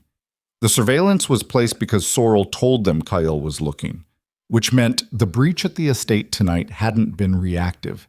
It had been coordinated, and the call just now, warning him about the warrants, was Sorrel running the same play again, not protecting Kael, establishing his location, confirming he was at a secondary address and not the estate, giving Halford's people time to prepare the morning sweep.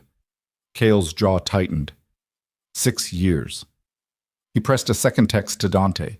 Don't respond to Sorrel. Don't tell him where we are. Find him and hold him. Now.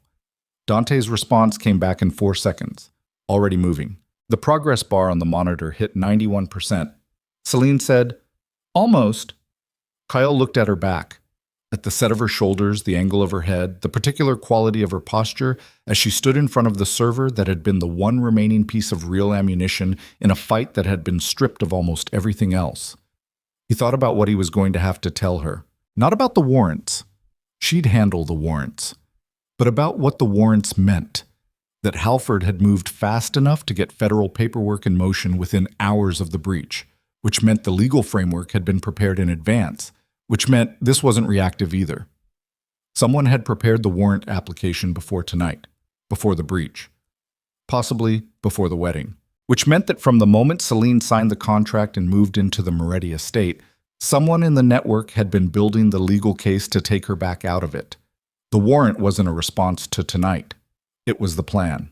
The storage unit emptied, the breach at the estate, the warrants, all of it sequenced, all of it moving on a timeline that assumed Kael would eventually find out about Crow and respond, and had prepared a legal mechanism to neutralize that response before it could reach any channel that mattered.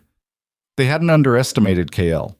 They'd calculated him, predicted his moves, built a counter for each one, and the only thing they hadn't predicted, the only variable outside the model, was the server in this basement, because Selene had never told anyone, and so it had never entered the calculation. The progress bar hit 100%. The drive ejected automatically. Selene pulled it out and turned. She looked at his face. The room was completely quiet. "What happened?" she said. He told her. He watched her take it in, the warrants, the leak, Sorrel, the timeline, and he watched her face do something he hadn't seen it do yet. Not shut down, not go blank. The opposite. Something opened in it, briefly, like a load-bearing wall giving way. Not a collapse, but a structural shift. The face of someone absorbing a blow that landed in the place they'd been most carefully protecting. "They planned it from the beginning," she said. "Yes. The contract. They knew about the contract. Halford has federal access. He would have flagged it. They let me come here," she said. Her voice was very quiet. "They let me think I was—" She stopped. Kael said nothing. "I traded one trap for another," she said. "No," Kael said. "That's what happened." "No," Kael said again, more firmly. "You got the drive. They didn't plan for the drive. Whatever is on that server, they didn't know you knew about it. That's the only reason we're still ahead." She looked at the drive in her hand. Then she looked at him with an expression that had passed through several stages in the last 30 seconds and arrived somewhere he hadn't seen on her before. Not the controlled blankness, not the suspended judgment, something sharper and colder and more committed than either. "Then we need to use it before morning," she said. "Yes," Kael said. "How?" Kael looked at the drive, looked at her. "The gala," he said. "Blackthorn Hotel. It's not next week anymore." He held her gaze. "It's tomorrow night." Selene looked at him. The server room hummed around them, and the mist fell on the city above, and somewhere across town a federal warrant with her name on it was sitting in a document queue waiting for morning, and the man who had spent 20 years building a machine around her life was 3 moves ahead of everyone she had. The drive sat on the kitchen table of the brownstone at 3 in the morning, and everyone in the room looked at it the way you look at something that is simultaneously the most valuable and most dangerous object you have ever been in proximity to. Oscar picked it up first. He turned it over once in his fingers, then plugged it into his laptop without ceremony because Oscar's relationship with dangerous information was professional rather than emotional, and he'd learned years ago that hesitation before a hard drive accomplished nothing. The room waited. 60 seconds. 90. Then Oscar said, "It's real." And his voice had the specific flatness of a man who has just confirmed something he was hoping might be wrong about the scale of. This is 22 years. Everything. Transaction records, communication logs, video files, names cross-referenced against dates and payments. He kept it organized. Oscar looked up. He kept it organized like an accountant, like he was proud of it. Nobody said anything for a moment. Selene was standing against the far wall with her arms crossed and her eyes on the window. She hadn't sat down since they came back from Mercer Street. She was running on something that wasn't quite adrenaline anymore, past adrenaline, into the harder territory on the other side of it where the body stops feeling sharp and starts feeling made of concrete. How long to prepare a package? Kael said. Something that goes to multiple recipients simultaneously. Something that can't be intercepted or suppressed at a single point. If I build a distribution architecture tonight, Oscar said, I can have it ready to deploy on a trigger. 15 recipients minimum. Investigative journalists, federal contacts outside Halford's committee, 2 foreign press outlets. Once it goes to all of them at once. No one suppresses 15 destinations simultaneously. Do it, Kael said. But we don't send it yet. Dante looked at him. Why not? Because the warrants are in motion, Kael said. If we send the package tonight, Halford has enough political capital to begin a suppression campaign before the press can develop the story. He needs a news cycle to work with. He needs the story to arrive in a context where Crow and Halford are already publicly associated with an incident that's been witnessed. He paused. The gala gives us that context. Dante said, the gala is tomorrow night. Yes, we have federal warrants being executed in the morning. Which is why we're not here in the morning, Kael said. Dante looked at the table, looked at Kael. You're going to walk into a room full of people who want to arrest her, and people who want to kill her, and you're going to what? Make a scene large enough for cameras to catch and then release the package. Yes, Kael said. The room was quiet. Selene turned from the window. I'll go, she said. Dante said, with respect. I already decided, she said. Her voice had no performance in it. Just wait. I'm going. They moved twice before dawn. First to a location Dante kept entirely off Kael's operational books, a property in his own name, a cousin's address, 3 rooms above a restaurant that wouldn't open until noon.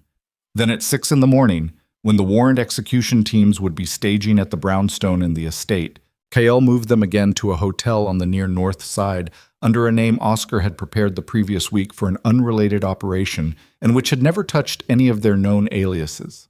2 rooms, 4th floor. Kael took the room with the street view and put Selene in the interior room with no external windows, which she didn't argue with. He didn't sleep.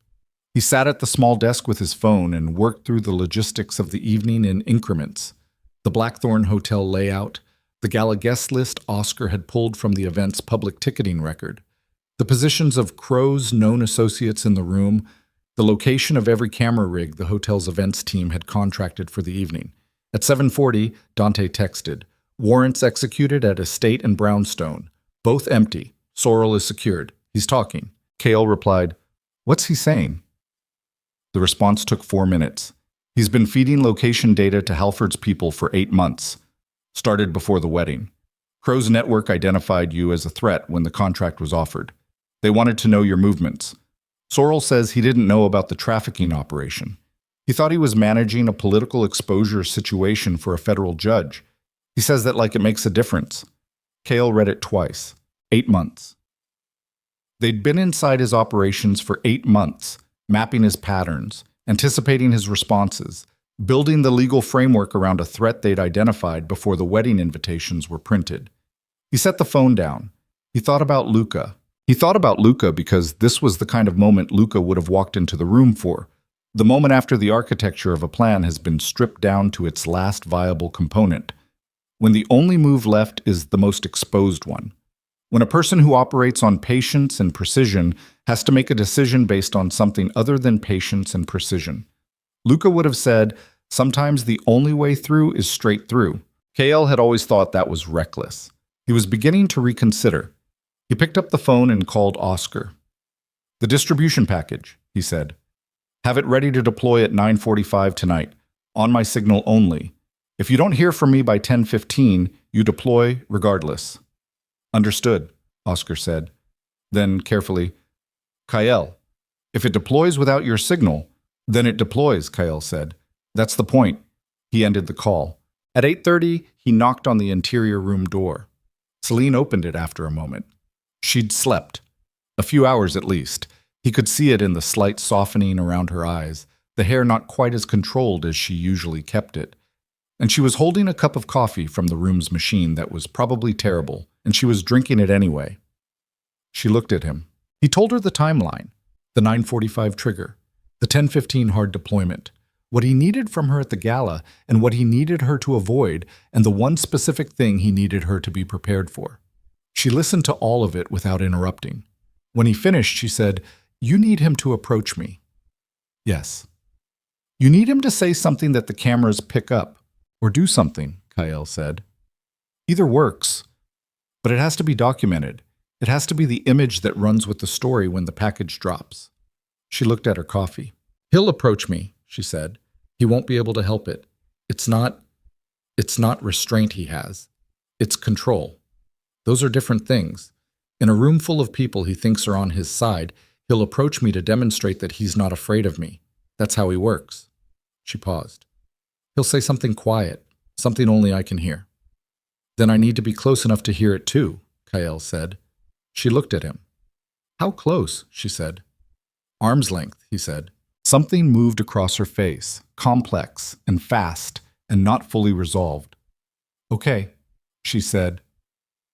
The Blackthorn Hotel rose 20 stories above Michigan Avenue in the specific architectural language of a building that wanted to look timeless and had enough money behind it to mostly succeed. Its grand ballroom occupied the entire third floor, and on gala evenings it became a pressurized environment of money performing itself. Crystal and candlelight, an orchestrated conversation, and the careful management of proximity between people who needed each other and didn't fully trust each other and were skilled enough to make that arrangement look civilized. They arrived at 8:15. Kael wore black. No tie, as always. He'd made one concession to the evening's requirements. He'd left the visible sidearm at the car and moved to a smaller weapon at the back of his belt, covered by the jacket, accessible in under a second but invisible to the room's security scan. If security was being managed the way he expected it to be managed, given who was on the guest list. Selene wore black velvet. He registered it in the way you register something that isn't the point, but is present anyway. The way the dress was cut, the way it held to her shoulders, the way her hair was up and diamonds were at her throat and ears. Not performing beauty, performing armor.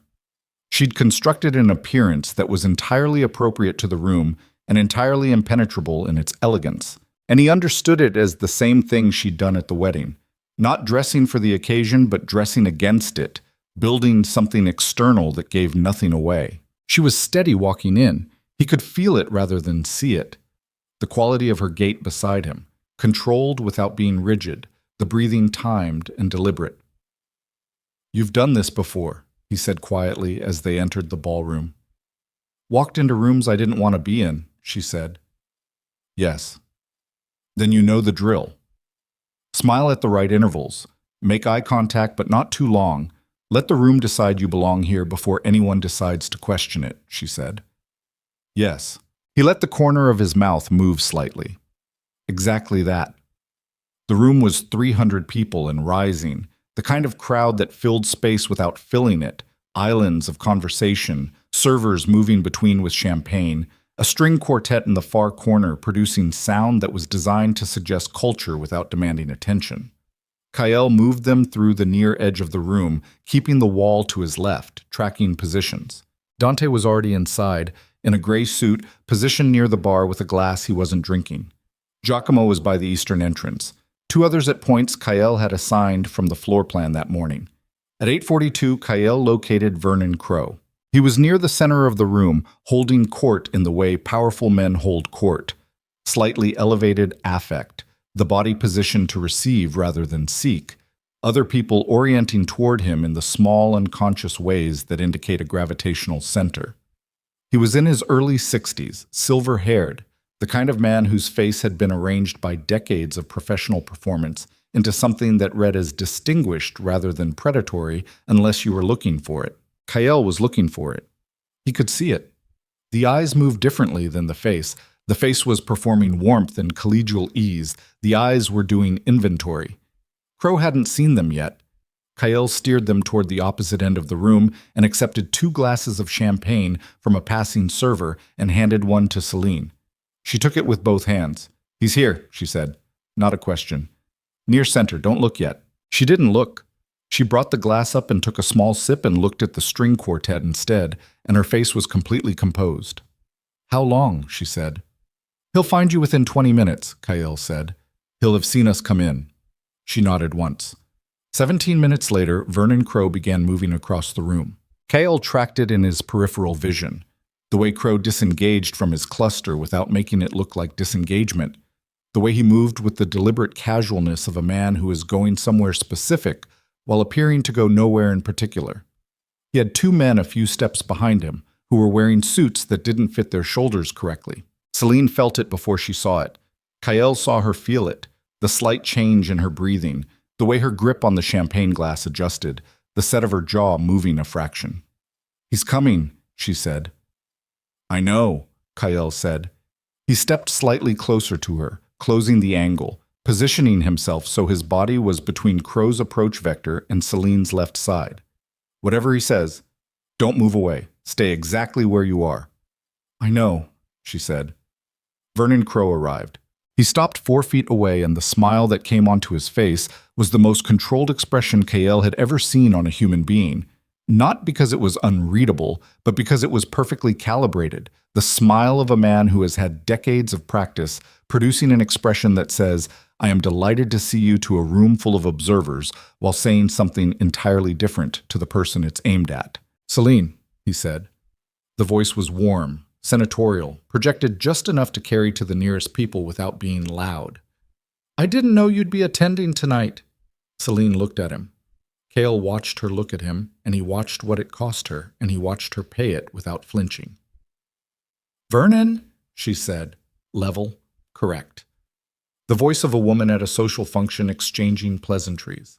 Crow's eyes moved to Kael.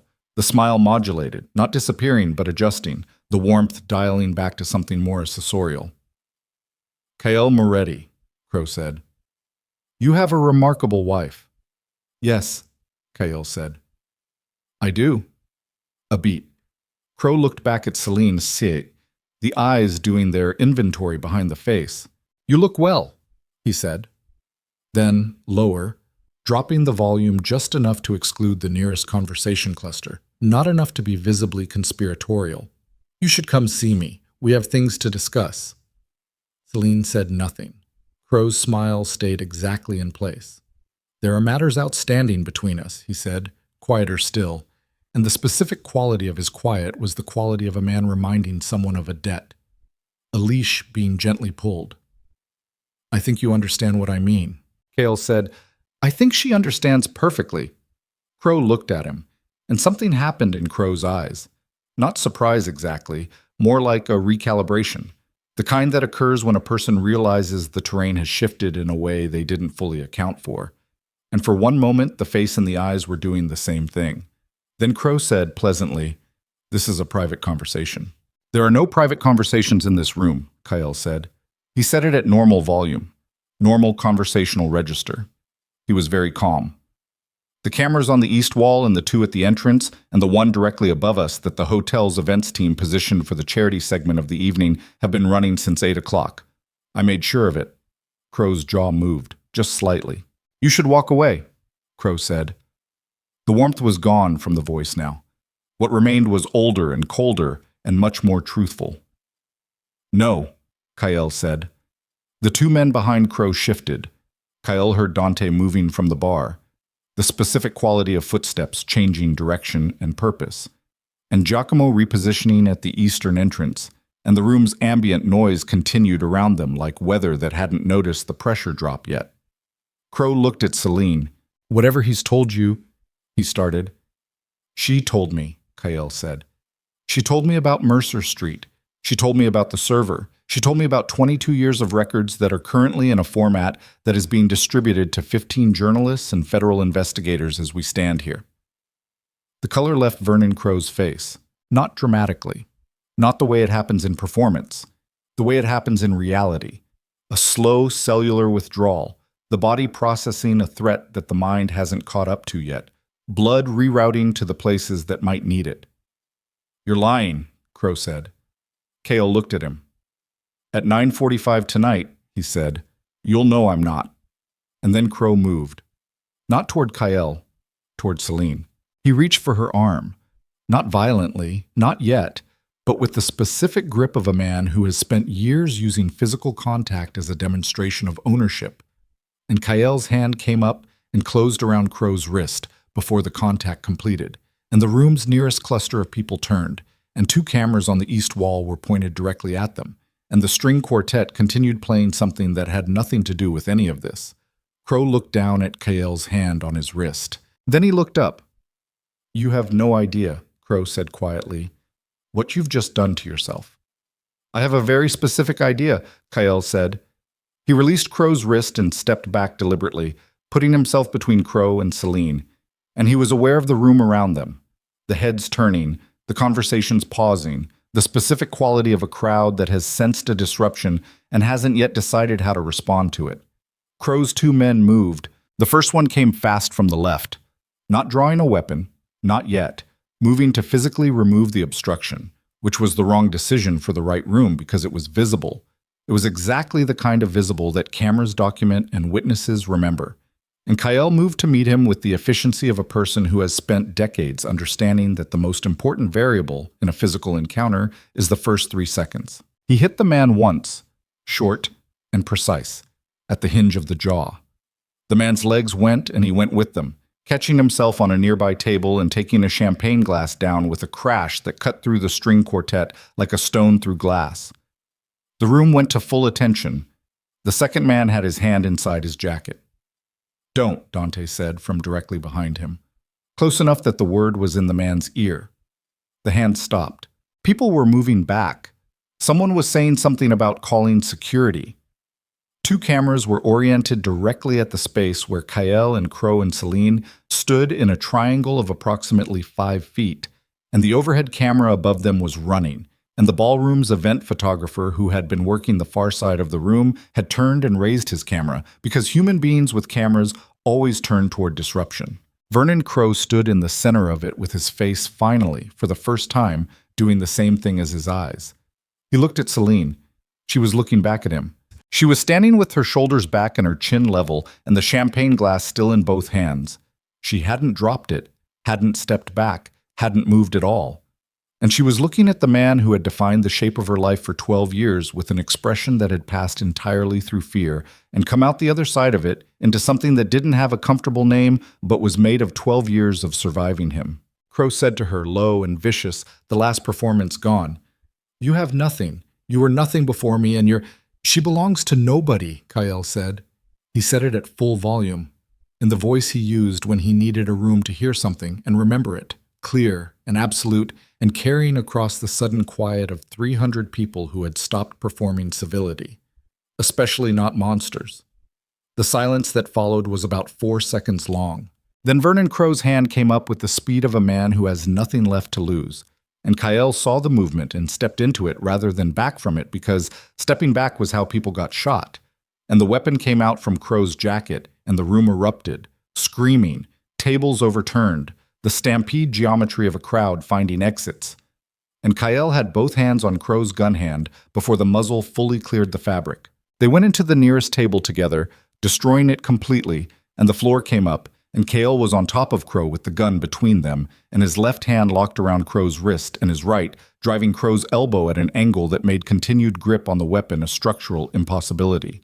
Crow was strong, older than Kael and in the preserved fitness of a man who works at staying dangerous, and he fought with the specific intensity of a man fighting for something beyond the immediate physical outcome, fighting for the story, for the outcome, for 22 years of invested architecture. He drove a knee up into Kael's side and connected. The pain was immediate and white, and Kael registered it the way he registered all pain, as information rather than experience, a signal carrying data about damage rather than something that required a response beyond adjusted positioning. He took the impact and didn't give ground, bore down on the wrist until he felt the point at which human physiology required the fingers to open and the gun came loose and slid across the ballroom floor. Crow went for Kael's throat. His fingers found the scar at the jawline and dug in. Kael pulled back, broke the grip, and hit Crow once with everything. The weight behind it, the precision behind it, and 12 years of what had been done in the dark behind it, because that was what was in the room and that was what was in the punch, and Crow's head hit the ballroom floor and he stopped moving. Kael stayed above him for a moment, breathing hard. His side was a continuous white signal. His knuckles were split. There was blood from somewhere. His or Crow's, he couldn't locate the source in the immediate inventory. He looked up. Selene was 4 feet away. She hadn't run. The room was mostly cleared, people pressing against the walls and the exits, hotel security arriving at the entrances with the belated urgency of people whose training hadn't prepared them for this specific configuration of events. Dante was to the left with both of Crow's men secured. Giacomo was at the door managing the room's perimeter, and Selene was standing 4 feet away with both hands still on the champagne glass. She had not let go of it through any of it, and she was looking at Kael. He got to his feet. Pain moved through his side in a wave, and he breathed through it and stood straight. He pulled out his phone and looked at the time, 9:41. He pressed the text to Oscar, "Send it." Then he looked up and across the ballroom floor toward the entrance, where 2 men in federal jackets had just come through the doors with their credentials out, which meant the warrants were being executed in real time, which meant Halford had been monitoring the situation and had called in the federal team when the gala went sideways, which meant the next 4 minutes were the most critical of the evening. Dante appeared at his shoulder. "Federal," he said quietly. "I see them. Kael, the warrant is for both of you." "I know." The 2 federal agents were moving toward them through the thinned crowd, and behind them 2 more came through the eastern entrance, and Kael watched them come and calculated the distance and the time and the difference between 9:41 and 9:45 and held his ground. Selene moved to stand beside him. He looked at her. She looked at the approaching agents. "The package goes at 9:45, he said. 4 minutes, she said. "Yes." "They'll have us in custody in 4 minutes. "Yes," he said. She looked at him. "Then this is where we find out if it worked," she said. The agents were 20 feet away. Kael stood without moving, breathing through the pain in his side, watching the distance close, and somewhere across the city, Oscar's distribution architecture was 47 seconds from firing outward into 15 inboxes simultaneously, and somewhere in the cloud, the evidence from a server in a basement on Mercer Street was traveling toward every person with the reach and the will to do something with 22 years of documented truth. The lead federal agent stopped 6 feet away and showed his credential. "Kael Moretti," the agent said, You're under arrest." Kael looked at him. "Give it 4 minutes," he said. The agent said, "Sir?" 4 minutes, Kael said, "and you're going to want to make a different phone call." The agent looked at him, at Selene, at the unconscious form of Vernon Crow on the ballroom floor, at Dante and Giacomo holding 2 men against the far wall, at the overturned tables and the broken glass, and the 300 witnesses pressing against the edges of the room with their phones out. He said, "Hands where I can see them." Kael raised his hands. Selene raised hers. And across the city, at 9:45 and 12 seconds, Oscar's architecture fired, and 22 years of Vernon Crow's careful records began arriving in the inboxes of people who knew what to do with them. And the machine that had been running in the dark for 2 decades, the handcuffs were standard federal issue. Hard plastic zip ties, not metal, which meant they'd moved fast and light, and they bit into Kael's wrists at the precise point where the skin was already abraded from the struggle on the ballroom floor. He registered the discomfort with the same detached accounting he applied to all physical information and filed it under manageable and turned his attention to the room. They were in a service corridor behind the ballroom. Him and Selene side by side against a concrete wall, 2 federal agents in front of them, 1 more at the door that led back into the venue. The sound of the ballroom came through muffled and rearranged. The panic of before had settled into the specific controlled chaos of aftermath. The sounds of people being sorted and interviewed and made to wait in orderly configurations by people with credentials. Vernon Crow was somewhere in the building. Kael had watched them load him onto a gurney before the agent steered him and Selene out of the ballroom, and Crow had been conscious but not coherent, which was exactly the correct amount of conscious for a man in his position to be. Selene was to his left. Her wrists were bound in front of her, and she was standing with her back straight against the wall, looking at the middle distance, doing the thing she did when she needed to hold herself together through an experience that required enduring rather than acting. The champagne glass was gone. She'd still been holding it when the agents approached, and she'd set it down on an overturned table with careful precision, like punctuating a sentence, before she raised her hands. Kael looked at the nearest agent. "Check your phone," Kael said. The agent looked at him. "I'm not asking for a favor," Kael said. I'm telling you that in the last 4 minutes, 15 recipients received a data package from a server at a property on Mercer Street in this city. That package contains 22 years of documented evidence connecting Vernon Crow to a trafficking operation that implicates multiple federal officials, including a deputy director of your oversight committee. He paused. Check your phone. Someone in your chain of command is already calling. The agent held his gaze for a moment, then he looked at his partner. His partner had her phone out. She was reading something on the screen with the expression of a person whose evening has just been restructured from the ground up. She looked up. Something passed between her and her partner that was communicative without being verbal. The agent looked back at Kael. His phone buzzed. He looked at it. The corridor was quiet for approximately 15 seconds. Then the agent said, "Don't move," to both of them, and stepped away to take the call. Selene turned her head and looked at Kael. He looked back at her. 9:46, he said. Something moved at the corner of her mouth, not quite a smile, the territory adjacent to one. "You cut it close," she said. "I prefer efficiency," he said. She looked at the wall across from them. Her hands were loose in the zip ties, not pulling against them, just present. "Crow," she said. "Alive," Kael said, "which is what we need him." "You could have—" "I know," he said. She was quiet for a moment. "Why didn't you?" she said. Not accusatory, genuinely asking. Kael looked at the ceiling of the service corridor.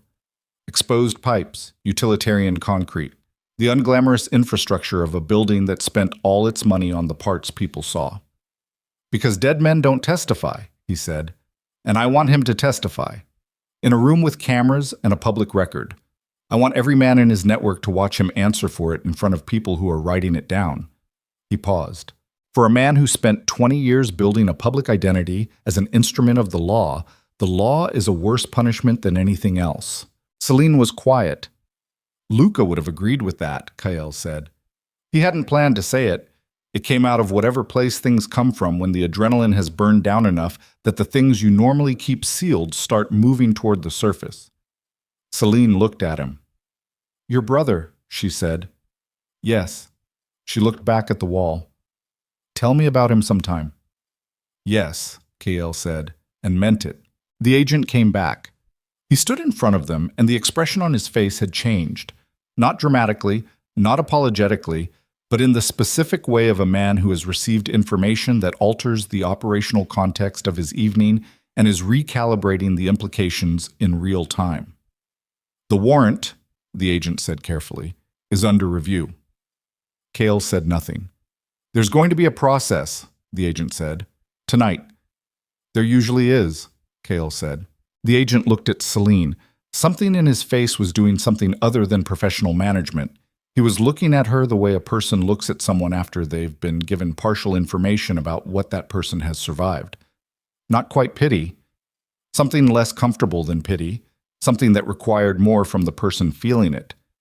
He bent down and cut the zip tie on her wrists first. The process the agent had referred to took 4 hours. They were taken to a federal field office rather than a precinct, a choice that indicated someone in the chain of command had already understood the scope of what the data package contained and made a decision about jurisdiction. The field office was on the 14th floor of a building that smelled of recycled air and carpet cleaner and had the specific late-night quality of a workplace running on emergency metabolism. People moving through corridors with the focused urgency of a situation unfolding faster than normal protocols could manage. Kael was put in one room, Selene in another. He sat at a table across from a woman named Agent Carreras, who had the compact, deliberate quality of someone who had been working organized crime cases for long enough to have stopped being surprised by the size of what people were capable of building in the dark. She had the data package on her laptop. She had questions that were specific, sequential, and entirely free of the kind of procedural performance that less experienced agents use to establish authority. He answered everything, not because he had to, because he'd made a calculation 3 days ago in the dining room of his estate with a cold cup of coffee and a sheet of paper with one name on it, and the calculation had required him to decide which version of the next year of his life he was willing to build. He'd spent the last week executing that decision, and now he was sitting in a federal interview room at 2 a.m, and the decision was still the right one. And that meant being in this room and answering Agent Carreras' questions completely was part of the architecture. He told her about Sorrel, About the leak, the 8 months of location data being fed to Halford's network, the breach at the estate. He told her about Mercer Street and how they got there and what they found.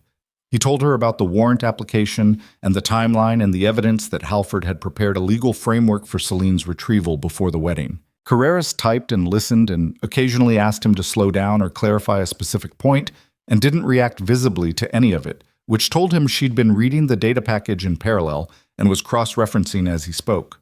At one point she said, "The evidence from the Mercer Street server, the original documentation, you're prepared to authenticate your access and the chain of custody." "Yes," Kael said. "And your wife. She'll testify to everything," Kael said, "on her own terms, through her own legal representation, with full victims advocate support. That's non-negotiable." Carreras looked at him over her laptop. "You're in a position to be negotiating," she said. "I'm in a position to be cooperating," he said, "which is different and which you need, and which I'm offering completely. But how this goes for her, what she's asked to do and how she's protected while she does it, that's a condition." A pause. "All right," Carreras said, and went back to typing. They let him out of the interview room at 4:20 in the morning. Selene was in the corridor outside. She was sitting on a bench against the wall with a paper cup of water in both hands, always. And she was alone. The agents who had been with her apparently having found other things to do in the last few minutes. She looked up when he came through the door. He stopped in front of her. She looked at him for a moment, the cut knuckles, the jacket missing a button, the way he was holding his left side slightly differently than usual, and said, "Your ribs." "Probably one," he said. "Maybe two." "You should—" "I know," he said. "Later." She stood. They were close in the corridor, closer than they'd been voluntarily, and she was looking at his face with the direct attention she gave things when she'd decided to look at them honestly rather than strategically. "They have Halford," she said. "An agent told me 20 minutes ago.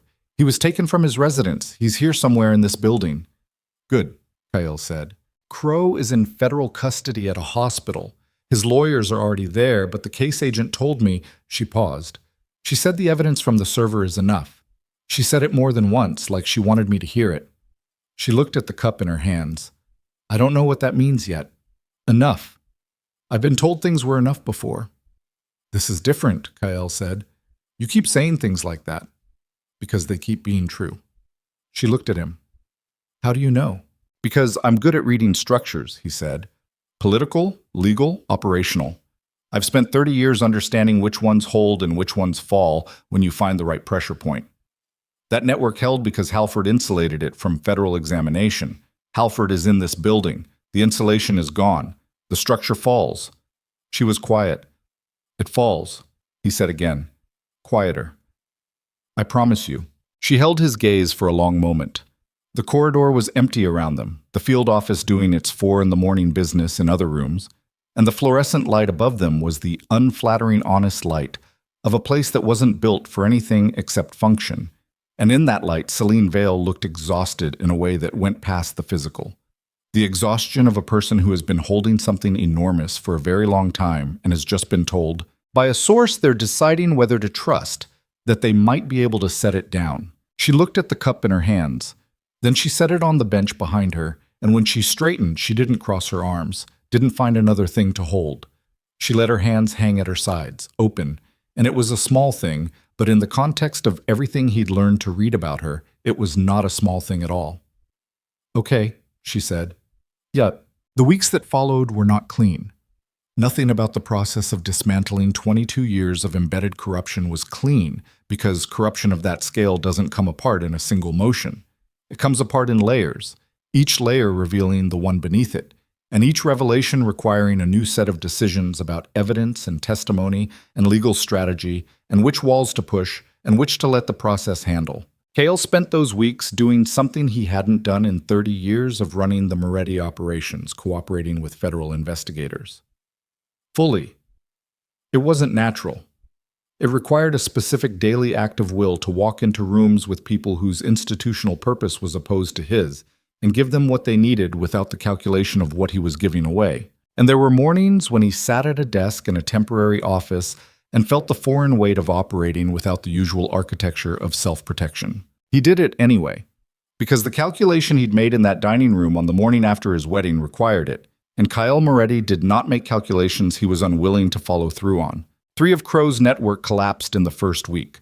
A police commander named Reyes, who had been routing case information to Crow's people for 9 years, a city council member who had provided cover for 2 property acquisitions connected to the trafficking operation, and a federal prosecutor who had suppressed 2 prior investigations into Crow's activities in exchange for lateral career protection. They were arrested on a Tuesday morning in a coordinated action that Carreras' team had prepared with the specific quiet competence of people who had been waiting for the evidentiary foundation for longer than they'd say on the record. Michael Halford was indicted on the 3rd day. The indictment listed 14 counts: obstruction, abuse of federal authority, conspiracy, and 4 specific instances of directly facilitating the suppression of evidence in cases connected to Crow's operation. It was released publicly on a Thursday afternoon, and by Thursday evening, every major outlet in the country was running the story alongside the data package summary that Oscar's distribution had put in journalists' hands 6 days earlier. Kael watched it from the kitchen of a property he'd moved into temporarily. The estate was still processing the legal complications from the breach and the warrant execution, and he'd decided without particular anguish that the estate was probably not the right place going forward anyway, that a different kind of building suited a different kind of operation, and that he'd spent long enough in rooms built for the previous version of his life. Selene watched the coverage from across the kitchen. She watched it with both hands around a coffee cup. The posture hadn't changed, might never fully change. Some habits are too deep to dissolve in a few weeks. But the quality of her stillness was different now, not the stillness of a person maintaining composure against pressure. The stillness of a person sitting in a room that had stopped trying to hurt them, learning what that felt like. She said, "There's a woman named Carla in a facility in Indiana." Kael looked up from his phone. "I know," he said. "Carreras' team has her on the recovery list. She's being transferred to a facility under her real name this week. Her family has been notified." Selene looked at the screen. The news anchor was saying something about the scope of the investigation, the number of victims, the years of documented abuse. The anchor's voice had the specific trained gravity of broadcast news, which made everything it reported feel both important and slightly remote, sealed behind glass. Selene turned the screen off. She sat with her coffee in the quiet kitchen for a moment. "How many?" she said. "The count the investigators are working with is 31 confirmed victims over 22 years," Kael said, 11 of whom are deceased. The others are alive and in various stages of being located and connected to support. She absorbed this. "The ones who are deceased," she said. "Yes." "He killed them, some directly, some through the conditions they were placed in, some through the process of being moved through the network." He paused. "The evidence from the server is specific enough that the investigators can reconstruct most of the individual case timelines." Selene set the coffee cup down. She lined it up with the edge of the table the way she always lined things up, that small, precise habit. "I should have done it sooner," she said. "You were 17 when you started building the evidence," Kael said. "You were 26 when you got out. You did what was survivable at each stage. There's no version of this where you failed to do enough." She looked at him. "That's not what it feels like," she said. "I know," he said. "That's not the same as being true." She was quiet. Then, "Did anyone ever tell you you're bad at the comfortable lie?" "Often," he said. She looked at her hands. "I don't want the comfortable lie," she said. "I've had enough of those." She paused. She stopped, looked at the dark screen. "I keep thinking about the ones who didn't get out, and I keep trying to decide what I'm supposed to do with that, whether I carry it or—" "You carry it," Kael said. "You don't bury it, and you don't let it bury you. It becomes part of the weight of what you do next." She looked at him with an expression that was complex and unresolved and entirely honest. "What do I do next?" she said. "Whatever you decide," he said. "That's the part that's yours." Vernon Crow's trial began 11 weeks after the Blackthorn Hotel. Kael didn't attend the opening day.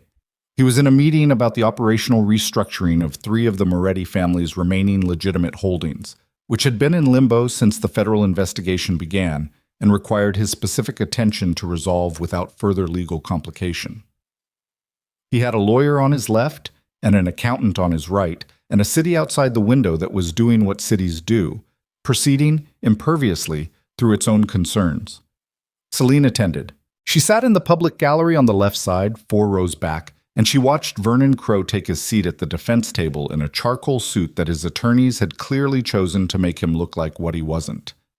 She watched him arrange himself in the chair with the residual habits of a man accustomed to owning every room he entered, the set of the shoulders, the deliberate calm of the hands on the table. And she watched those habits fight against the reality of what the room actually was now and lose. He looked smaller. She'd thought about this moment for years.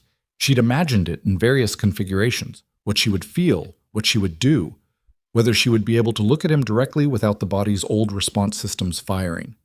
She'd built a version of this moment in her head over a decade, and the version she'd built always involved more.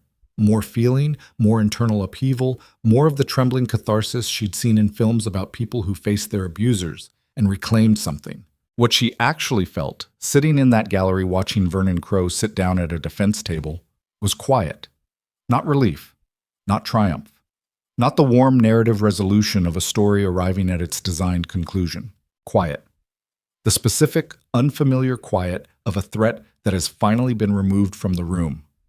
The quiet of a body that has been running on alert for so long that the cessation of alertness doesn't feel like peace yet. It feels like absence, like the silence after a sound you've stopped hearing because you heard it for so long it became the background of everything. She sat in that quiet for the duration of the opening statements and didn't perform anything for anyone. When she left the courtroom, she stood on the steps outside in the thin November light and called Kael. He answered on the second ring. "How was it?" he said. She looked at the street, the ordinary traffic, the ordinary pedestrians, the city that didn't know what had just begun inside that building and didn't need to. "Quiet," she said. A pause. "Yeah," he said, like he understood exactly what she meant by it. "Are you done with your meeting?" she said. 20 minutes. "I'll come to you," she said. The estate went on the market in December. It wasn't a decision Kael made dramatically or with particular ceremony. He walked through the rooms one afternoon, alone, no staff, no meetings scheduled, and looked at what he'd built there, and what it had been built for, and what it would need to be rebuilt as.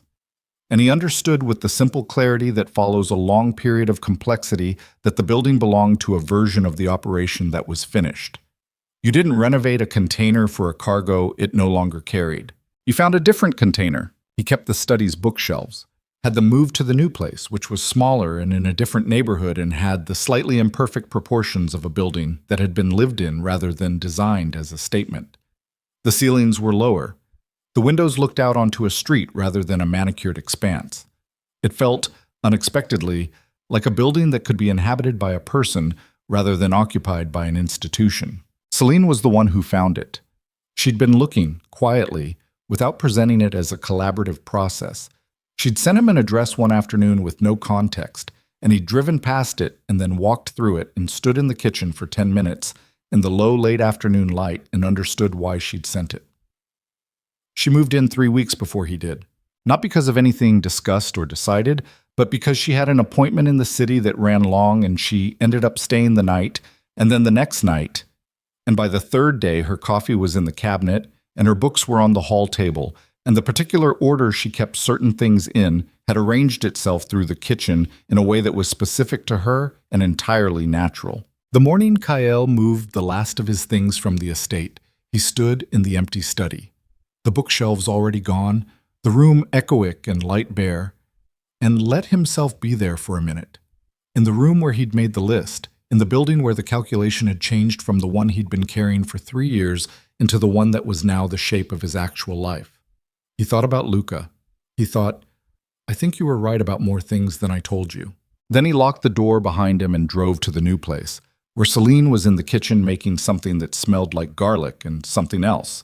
And the bookshelves were already installed against the far wall because she'd arranged it with the moving crew while he was at the estate, and he stood in the doorway watching her cook for a moment before she heard him and turned.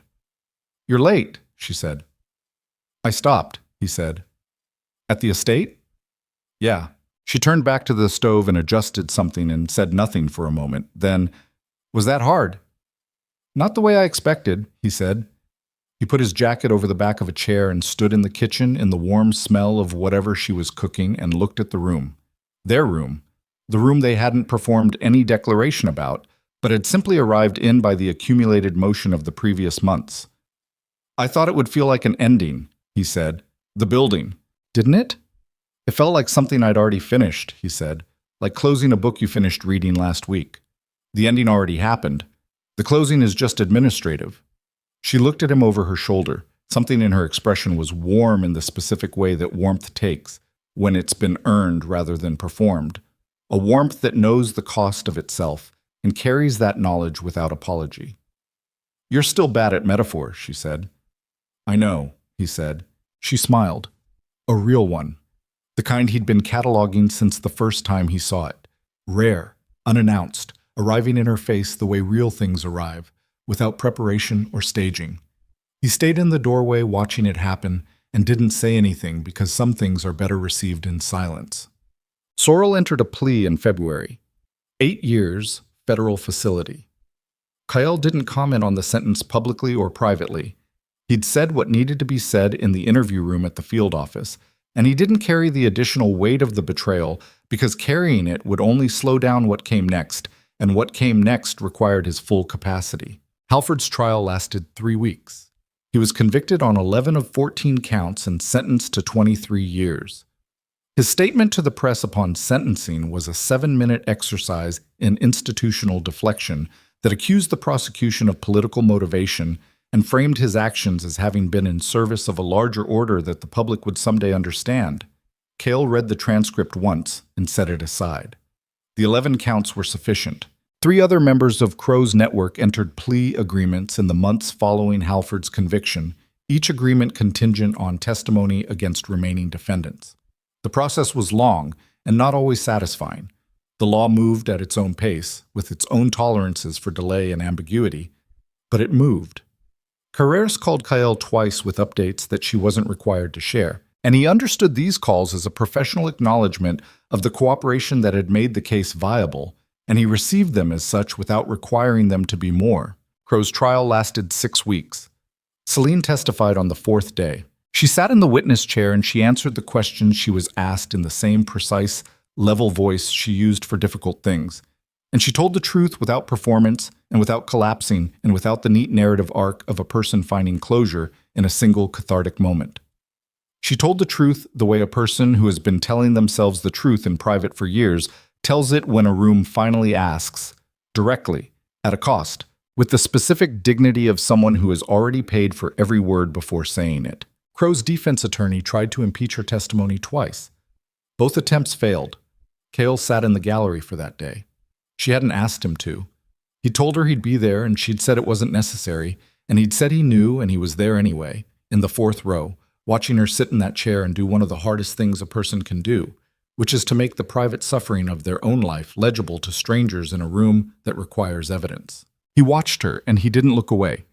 And when she found his face in the gallery once, briefly, between questions, he held her gaze for exactly long enough for her to see that he was there, and then he let her return to the work in front of her.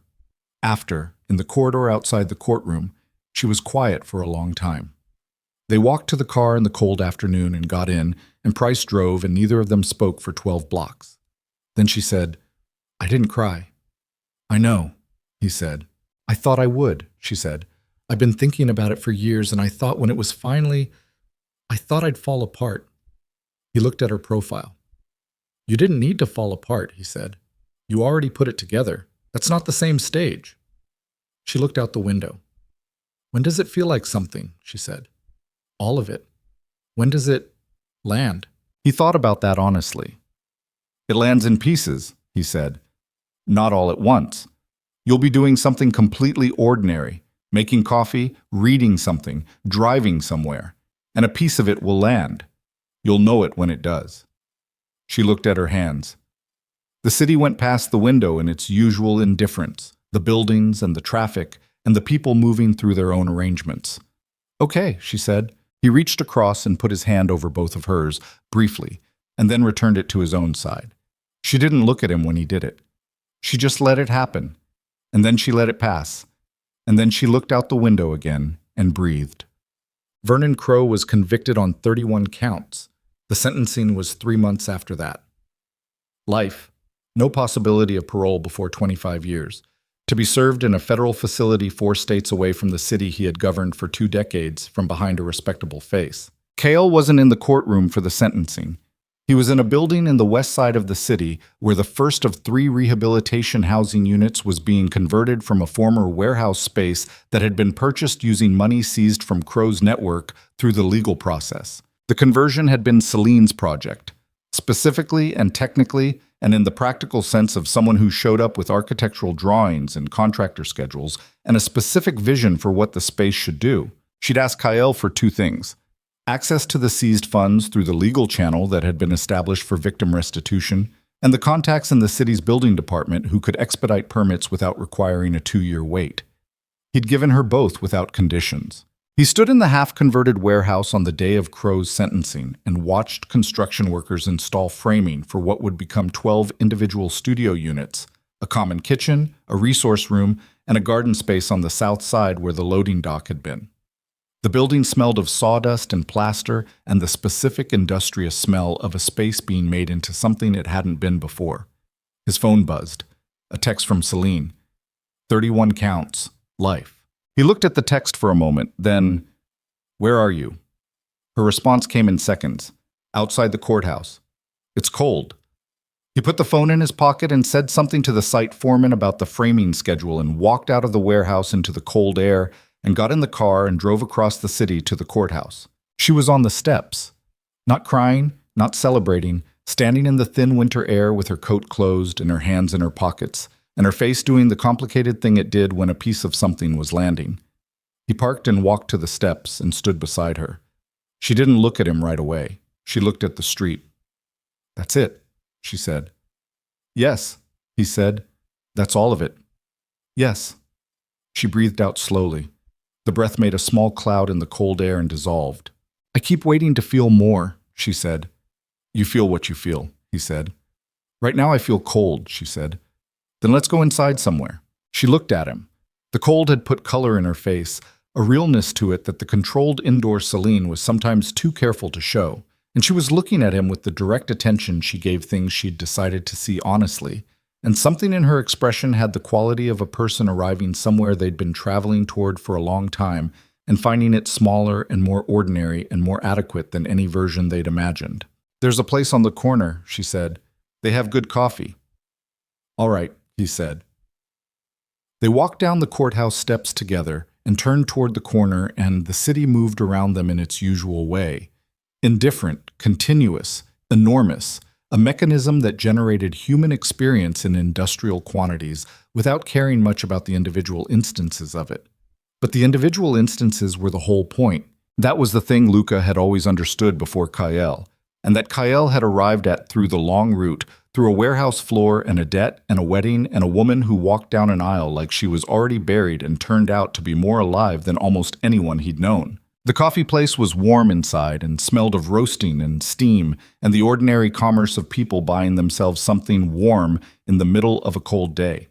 They got a table by the window and 2 cups arrived, and Selene put both hands around hers, always, still, the both hands thing, and looked out at the street. Kael looked at her looking out the window.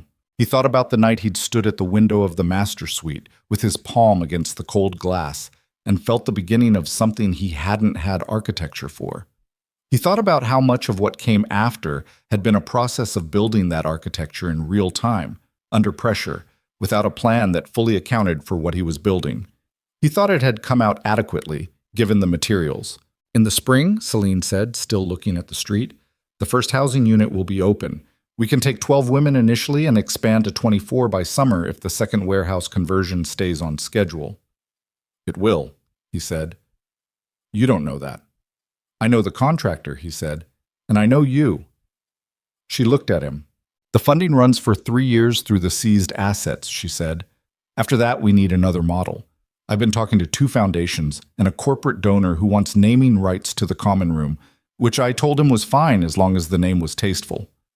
What did he say? He suggested his mother's name, Margaret, which is fine. Margaret, Kael said. The Margaret Hollins Community Room, she said. It's a good name. It's a good name, he agreed. She looked back out the window. Carla is out of the Indiana facility, she said. She's been placed with a support program in Ohio. I talked to her last week. She paused. She remembered me. From before, from when we were both... From before. She remembered my name. He waited. She said she used to think about me sometimes, Selene said. Wonder if I got out. She said she hoped I did. Her voice was level, but something in it had taken on a texture it didn't always have. She said she was glad. Kael looked at his coffee. You got out, he said. We both did, she said.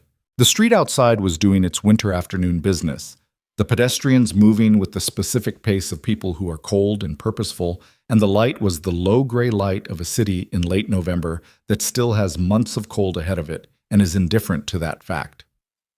Selene turned from the window and looked at him directly. I want to ask you something, she said. Ask, he said. The morning after the wedding, she said, in the dining room. When you told me about Crow, about what he was doing, about the timeline, you didn't have to tell me. You could have used the information without telling me. You could have managed the whole situation and kept me contained and dealt with it on your own terms. He looked at her. Why did you tell me? She said. He considered the question seriously, not performing consideration, actually turning the question over and looking at the honest answer beneath the various adjacent answers that were easier to give. Because you deserved to know what was happening in your own life, he said. Because you'd been kept from that for 12 years, and I wasn't willing to be another person who decided for you. He paused. And because I looked at you across that table and you weren't what I'd thought you were. And when that happens, when you've been wrong about something important, you have to decide whether to acknowledge it or proceed as if you weren't. She held his gaze. What did you think I was? She said. A consequence, he said, of a debt, a transaction. He looked at his hands. The split knuckles mostly healed now, the skin rejoined over the places where it had opened. I was wrong. She was quiet for a moment. You could have kept it transactional, she said, even after you found out. You could have made the calculation and decided Crow was a problem to solve, and I was a means to solve it. I could have, he said. Why didn't you? He looked at her. Same reason, he said.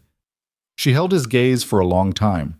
The coffee shop moved around them with its ordinary warmth and its ordinary conversations and its ordinary human business, all of it exactly as it was supposed to be. Nothing extraordinary about any of it, except that they were in it.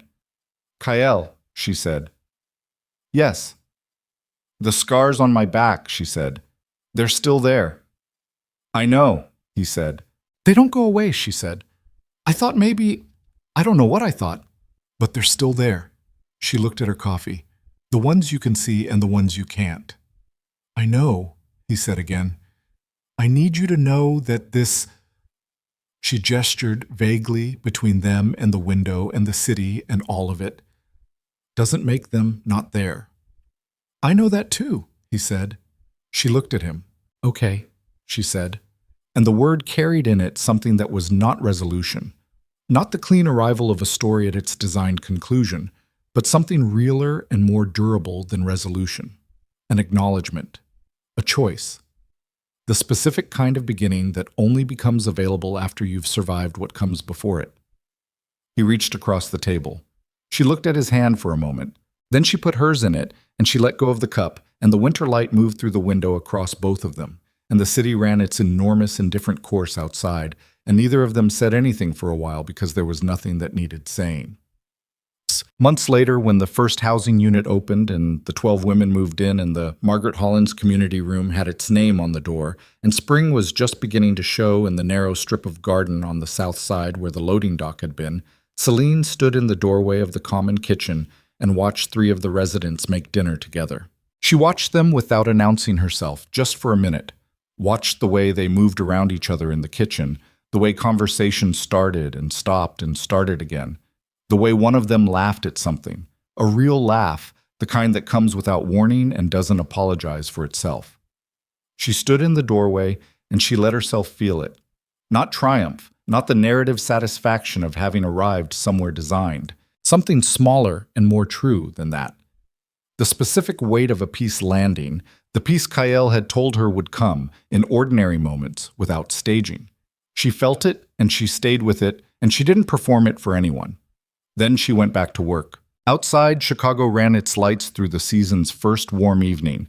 Not as symbols of anything, not as signals in any story, just as the lights of a city that had no idea what had happened inside its buildings and went on burning anyway, the way cities do, indifferent and endless, and carrying within its 10,000 lit windows all the uncounted private arrangements of people who had survived what they'd survived and were deciding what to do next. The lights burned, the city moved, and that was enough.